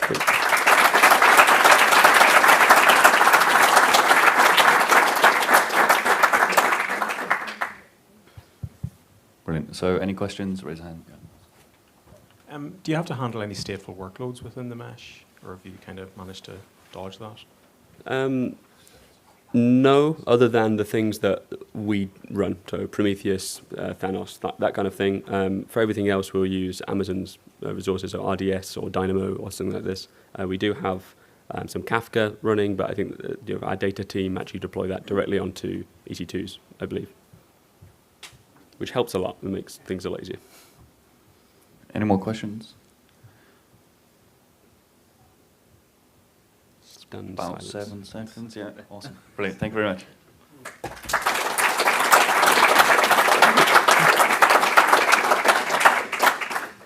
if people want to know more about sales-based architectures, there's a link there to an AWS talk from a reInvent, and also the one that we alluded to about how we deleted all of our things and brought the website down.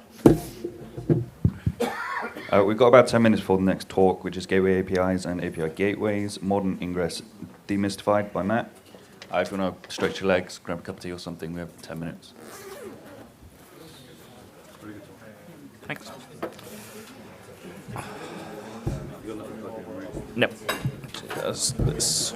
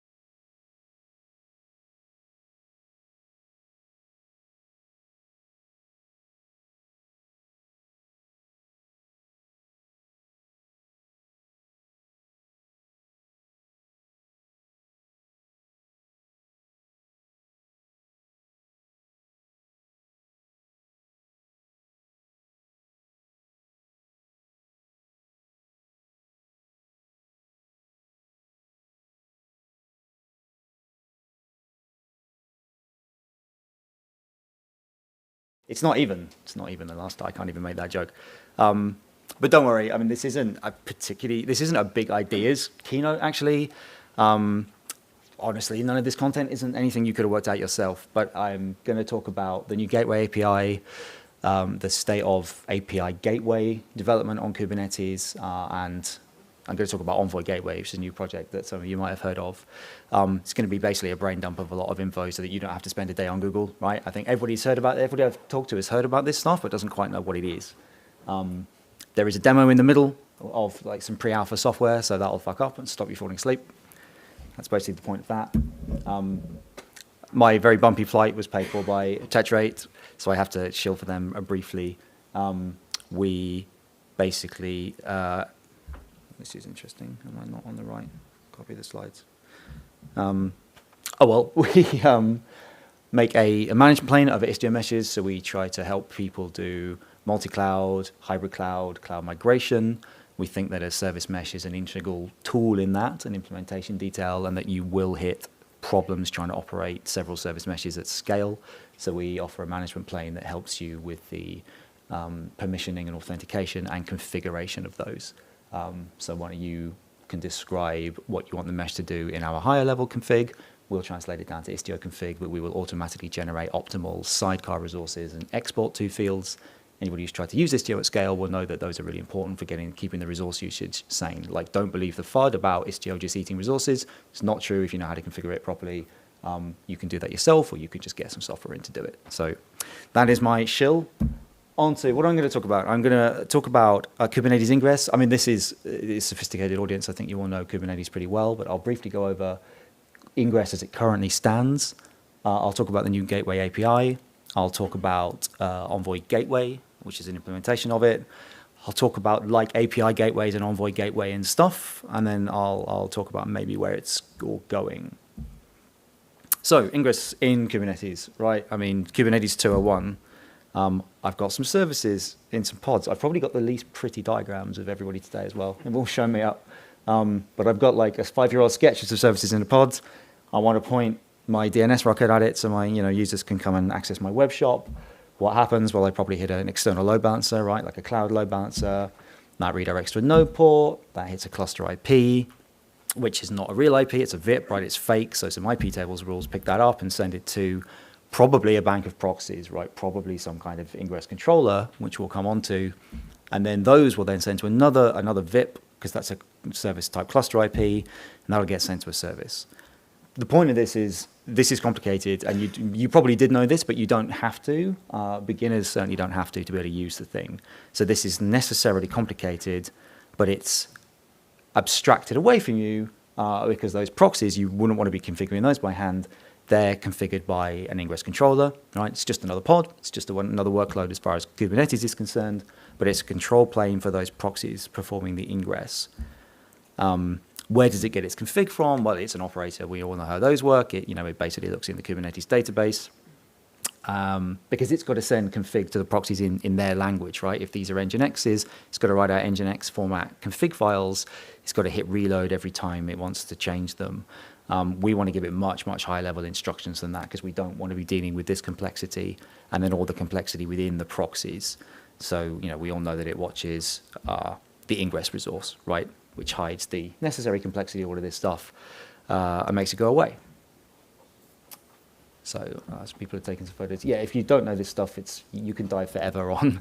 There's layers of abstraction below this as well, right? I mean, I'm not showing a CNI or anything, but it's turtles all the way down. But that is complicated, right? And yeah, wait until you learn about CNIs and overlay networks and maglev and all that, Project Andromeda, all that kind of stuff. But there is an API for it, and it abstracts away that complexity. So what is that API? It's the ingress API. I'm sure we've all written some YAML that looks like this, right? I want to listen on a particular host name, look for a certain path, and send it to a certain service. Fine. I almost immediately have to add something like this, because if I don't, then user sends a request into example.com/test, and it's going to land on my backend service, still requesting the path/test. It's probably not what my service wants. It's probably not where it's mounted its HTTP router, right?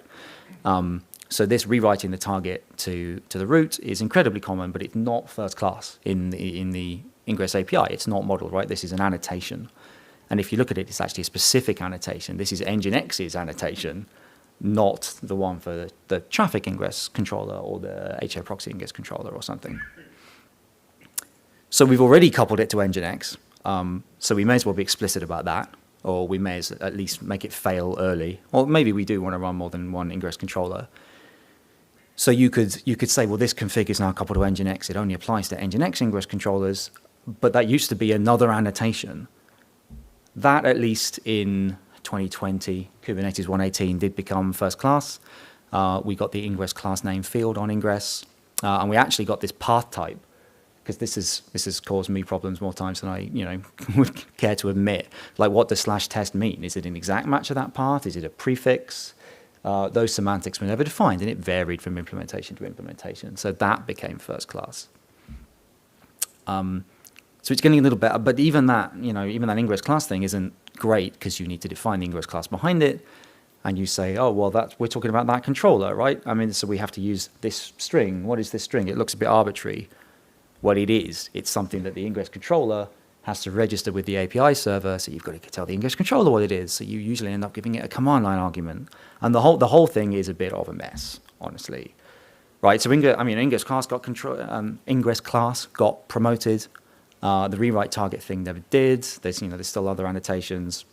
And even those are first class-ish. Rewrite target is a well-known annotation to the Nginx controller, but sometimes you just need to smash right through that abstraction layer.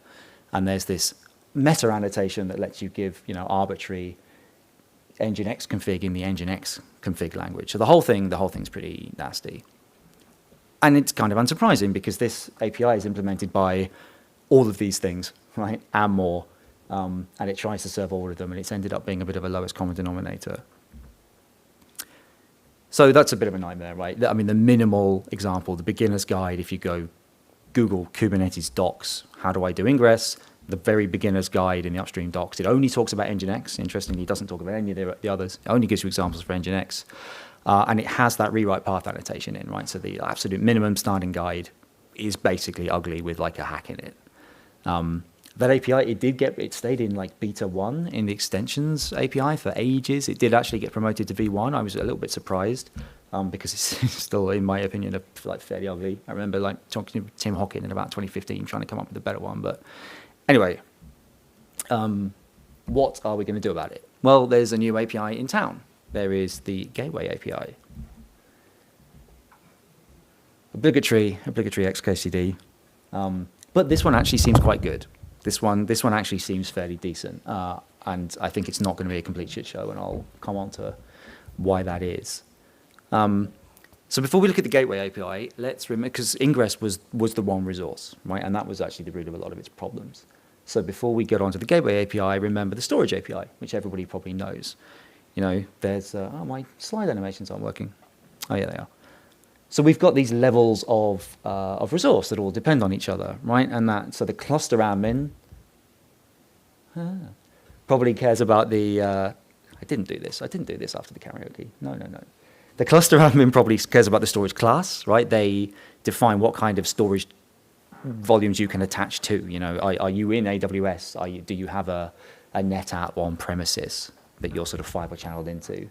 And then you've got some kind of like platform engineer, cluster admin, who's saying what volumes they've gone and made on that. And then you've got app developers who just want to mount some data that they're going to use, right? And they say whether they mount it for read or for write, but they just want to do that, and they probably aren't even given free reign on that. There's probably permissions in place that say which ones they can mount and which ones they can't. They just care what they do with it. So the Gateway API comes along, and it's modeling ingress, and it's fairly similar. I mean, this is their diagram, which is why it's much higher quality than mine.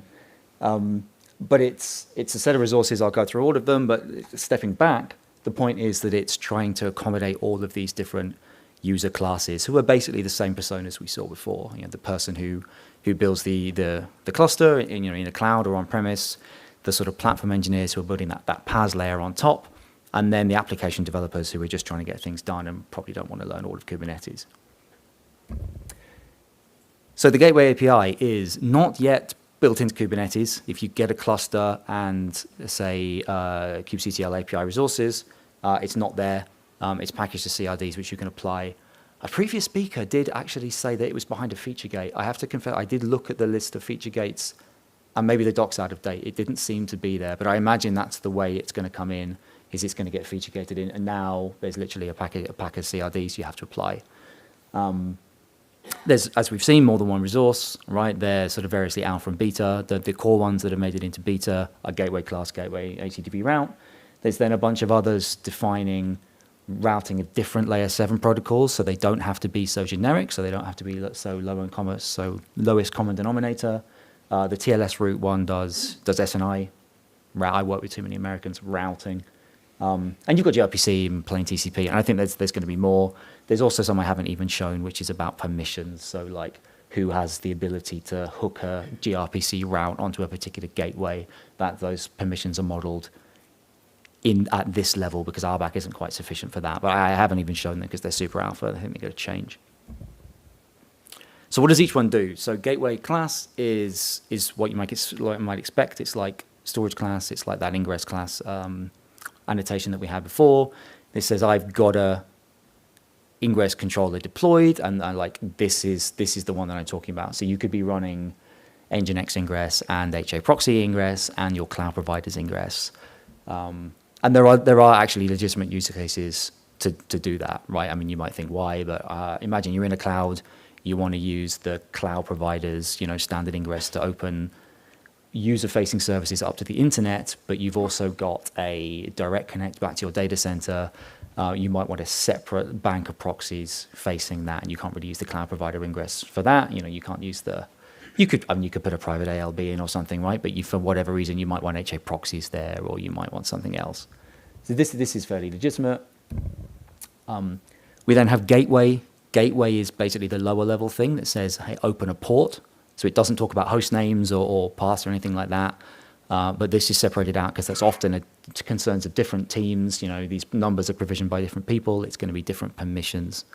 So this basically says, go and tell that ingress controller to configure those proxies, like open these network ports.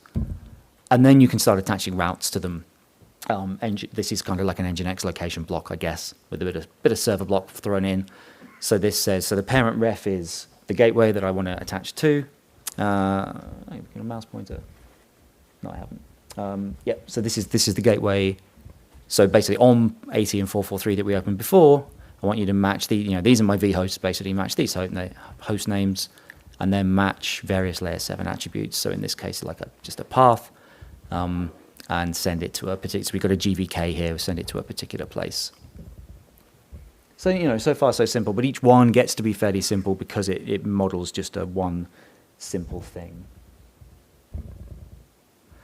So it looks like that. What else does it look like? Well, it's heavily based on the Istio API. Istio's been doing this. Istio has an ingress gateway, ingress controller. It's been doing this for a long time. And Istio's gateway API went through several iterations to get it right. I mean, Istio's still on Alpha 3/Beta 1, depending on which resource you're talking about. So they've iterated on it a few times. So it's heavily based on that. The flip side, in turn, Istio is actually implementing this as well as its own gateway API. So Istio's got beta support for reading, because Istio could actually always read ingress resources as well if you told it to. It can read these, that's in beta, and this is actually going to be Istio's default way of being configured. Like when the gateway API hits version 1, Istio's going to change this across to the beta, and it'll be a flag to tell it to consume ingress or to consume the old Istio API. And the SMI group, so that group of service, for anybody, I'm in the service mesh space, apologies for anybody who doesn't know all the ins and outs of the service meshes, but like the other service meshes, basically Linkerd, console, all got together and essentially tried to weaponize APIs. They tried to, anyway, standards wars and whatever. But that group of service meshes has all committed to implementing this gateway API as well. So there's been a coming together for probably the first time. So I've started talking about meshes. I'll talk a little bit more about meshes. They are my pet subject. Is this a mesh API? Well, it's going to be. That is the plan. So at the moment, obviously, it models north-south traffic, ingress traffic. It is going to gain resources, gain the ability to describe east-west, which tends to be more of a service mesh concern. There's a working group trying to get the meshes to adopt the gateway API and trying to get the gateway API to model it in the right way. So there's like a working group called Gamma where they work together. Gamma stands for Gateway API for Mesh Management and Administration, which is why I didn't put it on the slide because it's stupid. But, you know, maybe it's a backronym. We'll say it's a backronym. So there we go, a new API. Who implements it apart from Istio? So there's a new Ingress gateway in town as well. There is kind of a reference implementation of this thing called Envoy Gateway. So I call it the reference implementation. I mean, what even is a standard? As I say, all the examples, all the beginner guides, like almost all the Kubernetes docs only mention Nginx Ingress, and there are a load of others out there. I listed them. That list is buried in the docs somewhere. I did go find it to see if it existed, but who here didn't start out with Nginx Ingress, right? And unless you're a real youngling and have started out in the public cloud, who didn't start out with Nginx Ingress? So it's surely the most common, especially when you discount the sort of cloud provider built-in ones. But we now have an Envoy-based gateway. Nginx has a few problems, right? It's not particularly modern. It has to read its config from files, and every time you change one of those config, it can hot reload them, like you can kind of sig hop it into reloading them, but every time you do, oh, this is coming in line by line, okay. Every time you do, it doesn't restart the process, but it drops the connections that are in flight, which is, not great. As I said, yeah, reads its config from a file, the operator hides that, but that's its job, but those reload events cause drops. There's other operational issues with Nginx as well. And it's hard to extend, more on which later. Envoy is more modern, it's designed for this kind of stuff, it hot reloads everything, it's configured via an API. That's probably what I've put, yeah, so that API is the XDS, the sort of generic discovery API, very large surface, standardized client libraries in lots of languages, server libraries out there. And Envoy, Nginx is battle-proven, don't get me wrong, but Envoy has, it's not brand new anymore. It's also been proven as a sidecar in a bunch of meshes. In Ingress, things like Contour, Emissary, that kind of stuff. Even the GFEs, the Google front end, so like literally Google's front end is being rebased onto Envoy. Like they've started, it's been talked about publicly, they're starting to do it. So there's a new gateway in town. But do we really need another one? Because there's already gateways out there. There's already gateways out there based on Envoy, right? Contour, Emissary, formerly Ambassador, are the famous ones. Those projects have agreed to rebase onto Envoy Gateway. So they're going to keep their brands. They're going to add value on top. But they are going to take the basic data plane and control plane of Envoy Gateway. This really is like a community effort. And even Envoy Gateway didn't start from scratch, right? They're a big part of their control plane is the thing that serves XDS out, serves Envoy config out, and there was already a project in the Envoy organization called Go Control Plane, which does the Monzo thing use that as well? Yeah. So I think all the custom implementations lean on that. Why would you re-implement that wheel? And I think Envoy Gateway is about taking that a little bit further and saying, well, why would you re-implement the wheel of an Envoy control plane? Because it's trivial. I think Matt Klein's on record as being like, it's trivial. It's not trivial. So everybody's coming together to do one. I guess it is worth saying, there is another Envoy-based Ingress gateway out there, Istio, of course. And Istio can do all of this. And you can deploy Istio in Ingress mode. You don't need the mesh. You don't need the sidecars. I shouldn't say you don't need the sidecars because I'll fall into the marketing bear trap. But you don't need the mesh at all. You can deploy Istio as an Ingress-only thing. Honestly, that was a little bit too political. But this is happening. Everybody's happy. Everybody's smiling. They're all singing Kumbaya. And we're making an Envoy Gateway. So I'll try to show it just so you can probably believe me that it works, but it's fun to see new things, isn't it? And it'll probably break. So I'm going to give you that. And with the power of Tmux, we see the same thing. Yeah, cool. So I've got a Kubernetes cluster running. I've got like a mini kube cluster running. Can everybody read that? Is that big enough? It's not as big as I thought. Yeah, all good, cool. So I've got a mini kube cluster running, I promise. I've done nothing to it except load some images into it because the Wi-Fi here is creaking a little bit. So if you want to, I get to part of the point of this demo, if you want to go try this at home, you want to try this out. So the first thing we do is install the gateway API, because as I say, it's not upstream Kubernetes yet. So my little script just literally applies some YAMLs that they publish, one file. It's installed the CRDs, they flash past. It also brings an emission controller that basically does validation and I guess a bit of version conversion. I'm a little bit surprised. I haven't written an operator in a while. I'm a little bit surprised because I thought with the whole OpenAPI v3 and all the like CEL stuff now in CRD definitions, I didn't think there was anything you couldn't do in a sort of declarative way, but okay, James is saying that maybe there is. So yeah, maybe it's just what KubeBuilder like shat out for them when they said they wanted to model a bunch of, but anyway, so you get an emission controller. There is a bit of code there, but we also, the script goes on to basically, these are the CRDs that it installs, that is sensitive, and these are the API resources that show up.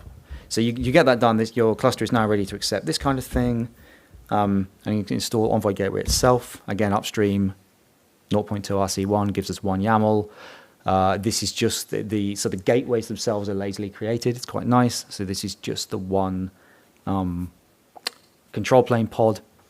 It's pretty quick. It's pretty slim. Like it's written in Go. It's not the most that was quick because I've got the image on the laptop. But it's pretty slim and easy, quick to start up. What was I going to do next? Oh, I'll just throw up a couple of example apps that we can call. And a sleep pod we can use as a shell. Cool. So I've started a business. I'm an entrepreneur now. I've got some services. Great. And then we'll start configuring it, right? So the first thing we need is that gateway class resource. That's got to be there because every gateway has to reference one. We're a bit degenerate in this case. We've only got the one. You've probably done this if you've been maintaining your own classes. You've probably done this with the Ingress class thing now. But there we go. There's a gateway class referencing that Envoy controller. There does seem to be a missing feature in Envoy Gateway where you have to call the class EG, otherwise you get like some part of the code much later on.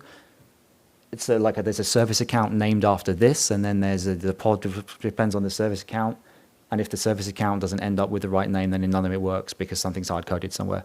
So if you're going to try it at home, I lost quite a lot of time to that. Call your gateway class EG. I'm sure they'll fix that.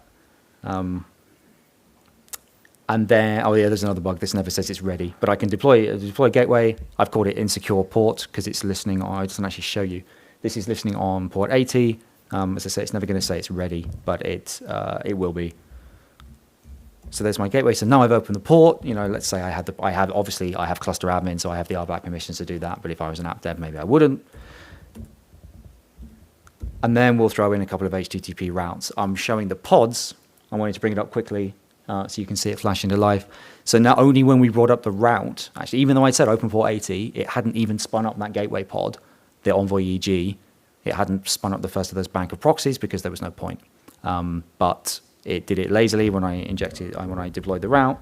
So yeah, we've got two. One's pointed to HTTP bin. These are both paths. Just to show path routing, these are both paths. Oh, you can't see what I'm highlighting because it's not the same screen. Yeah, one goes to HTTP bin, which is too big an image to download on the Wi-Fi, so it'll be in crash loop back off, image pull back off, and the other one's a little logger program that I wrote. So let's just port forward. Obviously, I'm not on a public cloud. I don't have an actual load balancer. I'm just going to port forward to that ingress. It's a lot easier. So we'll set up a port forward there. Let's start tailing the logs of the HTTP logging pod, which is basically saying, hey, I'm listening. Then we can call it. So we just curl it. We get back the HTTP log. It's a little utility I wrote just in some structured logging. Says, yeah, I logged it. I am HTTP log, and I did a log. You can see in the headers we get back, right, server Envoy. And sure enough, if we check that thing's logs, the request it got was a get for example.com/HTTP log. It set some headers. It said it's tracing headers. It said it's Envoy context headers. So it works. I mean, that's kind of all there is to show, right? It's interesting maybe to know that the actual gateways come up lazily, because I deployed my gateway and I was there for ages, like reading all the operator logs, being like, what's broken? Why isn't this reconciling? I asked for a gateway. Like, you can't open a port without like some code. But no, so that's a thing. You've got to call your Envoy gateway. You've got to call your gateway class EG. Other than that, yeah, it's an Envoy, kind of works. But those are the steps, obviously this will be recorded, I'll put the slides up. Those are the steps you'll need to go and try this out at home.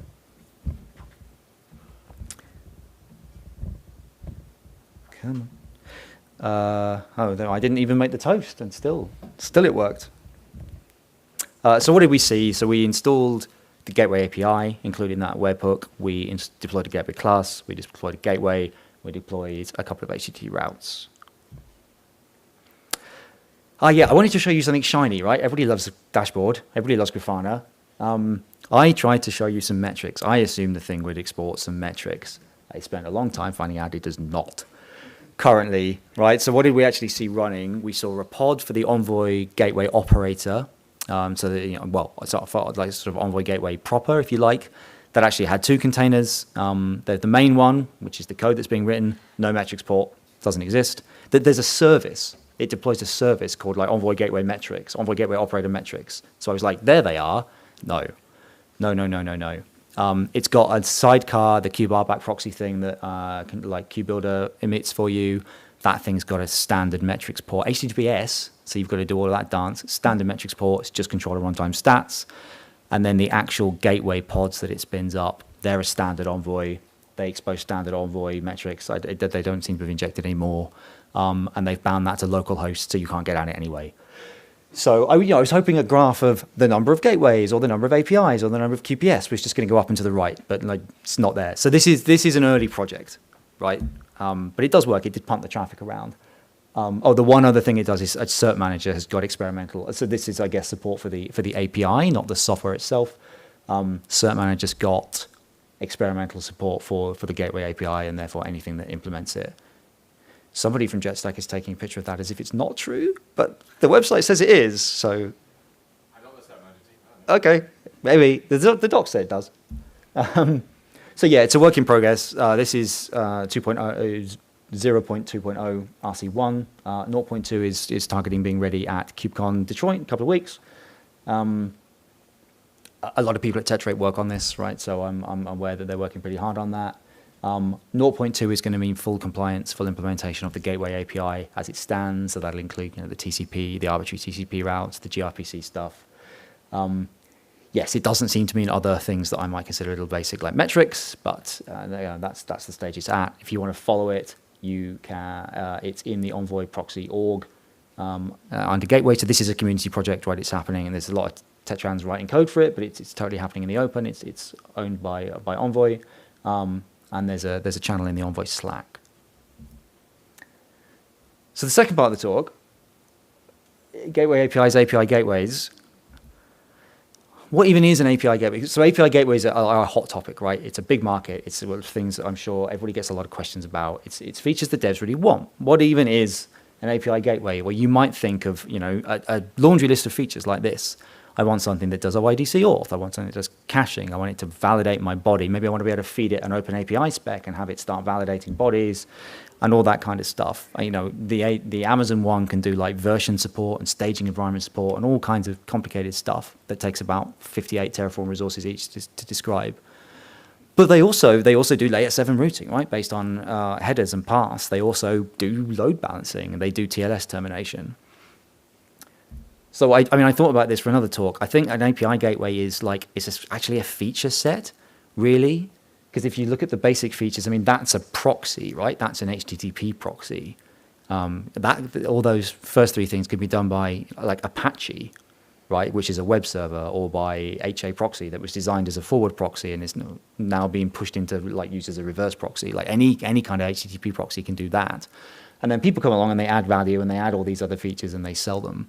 Like Kong most of its features, I think, are written in Lua and injected into, right? Because Kong is Nginx plus the REST framework plus a load of Lua. So it seems to basically mean layer 7 ingress plus. Why is that relevant? Well, everybody wants an API gateway. What's out there is mostly proprietary, and it's mostly based on old tech like Nginx and like Lua. Envoy is new. Envoy can be extended with WASM, which means Envoy can be extended with Rust. And then you've got Envoy. That's good, by the way. Don't laugh. That's good. And Envoy Gateway is this new, Envoy Gateway is this new shiny operator that's going to go and configure it for us. So the long-term plan is for Envoy Gateway to turn into a sort of fully featured API gateway, well, a platform for fully featured API gateways, right? So because I think those API gateway features, again, everybody can use the sort of the core of Envoy Gateway, and they can come along and they can add those API gateway features. Maybe they'll do them as plugins, WASM plugins. You write TinyGo if you want, write Zig. As long as you don't write TypeScript, I don't care. So you better come and plug them in, and some of them I think will probably be developed in the open, in the community. Some of them I guess will be, I've gone the wrong way. Some of them will be proprietary and commercially available, and that's totally fine. But the plan is for Envoy Gateway to do that. In order for it to do that, we have to go back to the API gateway, not the gateway, no, to the gateway API. I need a beer. To the gateway API, which has got to start modeling API gateways, right? So we've already said it's going to model north-south traffic. It already does north-south traffic. We've seen that. It's going to start doing east-west kind of mesh traffic. And it's also going to gain more surface area to describe API gateway kind of features. So there's a sort of motivating example in progress, which is they're starting to design the resources and the fields that are going to describe auth, like OIDC, kind of SSO auth flows, basically. As I say, there's an ongoing discussion about how we make that API model the common gateway features that everybody's going to want, and about making it extensible so that people can bring their own value, bring their own API gateway with its own set of features, model them in the gateway API without just having to smash annotations into everything. We're trying to avoid that track the next time. So there's likely to be a sort of a spectrum, like a graduation path from being a vendor extension, which is maybe a namespace annotation, through to being like a gateway API, like extension resource or something, through to being in the core. Like it really is like up in the air at the moment. They're expecting a lot of these. So we have a GEP, which is like a KEP, but for gateways. So you can raise a gateway enhancement protocol for an addition to that API. So where are we now? Well, we're not that far, right? We're kind of nowhere. There's a few API gateways out there. A lot of them fork either they plug Lua into the underlying tech, or they like fork it. There's some based on Envoy, right? Some API gateways, I believe that they fork Envoy and add C++. The WASM extensibility is reasonably new, so that's getting picked up. The work on the API gateway needs to happen. On the gateway API needs to happen. The work on API gateways needs to happen, like writing all those plugins. There is one. Does this slide animate? Yeah, it does. Okay, we need the API. We need those extensions. There is one being developed that I know of, except, bad wording. So there's this thing called Karaza. So it's basically mod security, right? What's the sort of minimum viable feature of an API gateway? It's WAF. So basically ticking the OWASP, something that's going to tickle the OWASP checklist and get you cause header injection and all of that kind of stuff. So mod security has been the standard way of doing that for ages, an old Apache module. So Karaza is a Golang re-implementation of that. But I think it's valid TinyGo as well. So it will compile to WASM and it's injectable into Envoy. So this is the first one, and this is happening in sort of open. This is a collaboration. So this is the first one I know of that when it's finished, and I think they've got fairly far actually. And when that's finished, you would plug it into, you could run a standalone Envoy, right, and plug it in. But through all these mechanisms, you should better model it nicely, plug it into your gateway layer. Whatever your gateway is, whether it's Envoy Gateway or the Istio Gateway or something else that decides to implement the Gateway API. So that really is about it, because it's probably pub time soon. So where are we going next? Envoy Gateway 0.2, hopefully KubeCon Detroit. Emissary Contour will start to take that code eventually. They are honestly in no rush, right? Because they have code that works, so they're not pushing for it, but they've committed that they will, and there'll be one place to maintain the code. The Gateway API needs to get into upstream Kubernetes. I imagine that'll come through the feature gate process. The Gateway API needs to be extended to model API gateway concerns. This is even more complicated than you might think, because things like if you want a rate limit, that's going to be a global rate limit, right? If you want a rate limit for a service, all of your bank of ingress proxies have got to enforce that rate limit. They've got to have one shared bucket, one shared ticker that they increment. So in order to do that, you need to deploy like a Redis in order to keep that count, right? I mean, it sounds simple, but you need one. That's what Istio does. That's what all the others do somehow. You either have some complicated like, you know, CRDT mechanism, or you just deploy a fucking Redis. But how do you model that? Because like I've got this API gateway resource that says I want a rate limit, but it's also going to result in pods. Like, is that okay? Who has permissions? So there's actually some real work going on there. The API gateway feature plugins need building, and then eventually we might have a gateway API 1.0 and an Envoy gateway 1.0. I think I've recapped a lot. So yeah, Ingress API kind of sucked. Gateway API doesn't. It's going to do Ingress. It's going to do East-West. It's going to do API gateway. Envoy gateway exists. You saw it. We touched it. It almost looked too good. I hope you believe that was real. It hasn't got too far, but you can try it at home. It's fairly simple as long as you don't fall over the pitfalls. And it's eventually maybe going to become an API gateway. So that's all I wanted to say, really, in my brain dump about what's going on in Ingress. Thanks very much.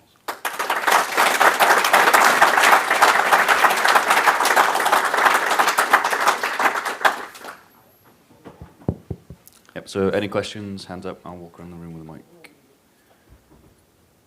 Nobody can really disagree with any of that because it's that kind of talk. So, how do you see it playing out with some of the existing API gateway vendors? You know, where there's a lot of the stuff that they provide with their enterprise offerings that are kind of table stakes for a lot of use cases. You know, is it a friendly relationship? Where do they see themselves fitting in going forward with this? I don't know, to be honest. I mean, you can see, you know, some of the vendors, the likes of Ambassador, are absolutely coming on board and supporting this. And you know, my understanding, I don't represent them. My understanding is they're embracing the kind of open core model and going, hey, this is undifferentiated heavy lifting at this point to do the proxy and the sort of config management of it. So let's all just work together on that, open source it, commoditize it, and then let's add value on top of that. I can see some of them doing that. I can see some of them sticking with the tech they've got and saying, you know, we add value in all these other ways. I would think eventually that's going to be one of those things that's just going to this is going to become so commodity. You know, these companies are going to realize they're maintaining all those lower layers of something else, and they're going to ask themselves why. But it might be quite a big technical job for some of them to rebase onto this. I don't know. I don't know if anybody's been like actively unfriendly. I do know some vendors have, you know, come on board, which is great, and people do look to their service meshes for these kind of features as well, and ordered those, or at least implementing the API. You know, they're taking steps in the right direction, and there's that working group. So I'm optimistic, but I don't know. I don't have any details. Got any more questions? Okay, so this is the last talk in this room. So thank you all for coming. Thank you to all the sponsors as well. Otherwise, this wouldn't have happened. So yeah, ControlPlane track is over for the day. There are a handful more talks next door. I think 5 They're going to be o'clock is the streamed last in talk. here. So this will probably be the overflow, and they'll stream it into here. But yeah, other than that, thank you all for coming. It's been a good 2 days. And yeah, see you at the next one. Thank you. Thanks a lot. Yeah, cheers. I knew it was too long, so I went a bit.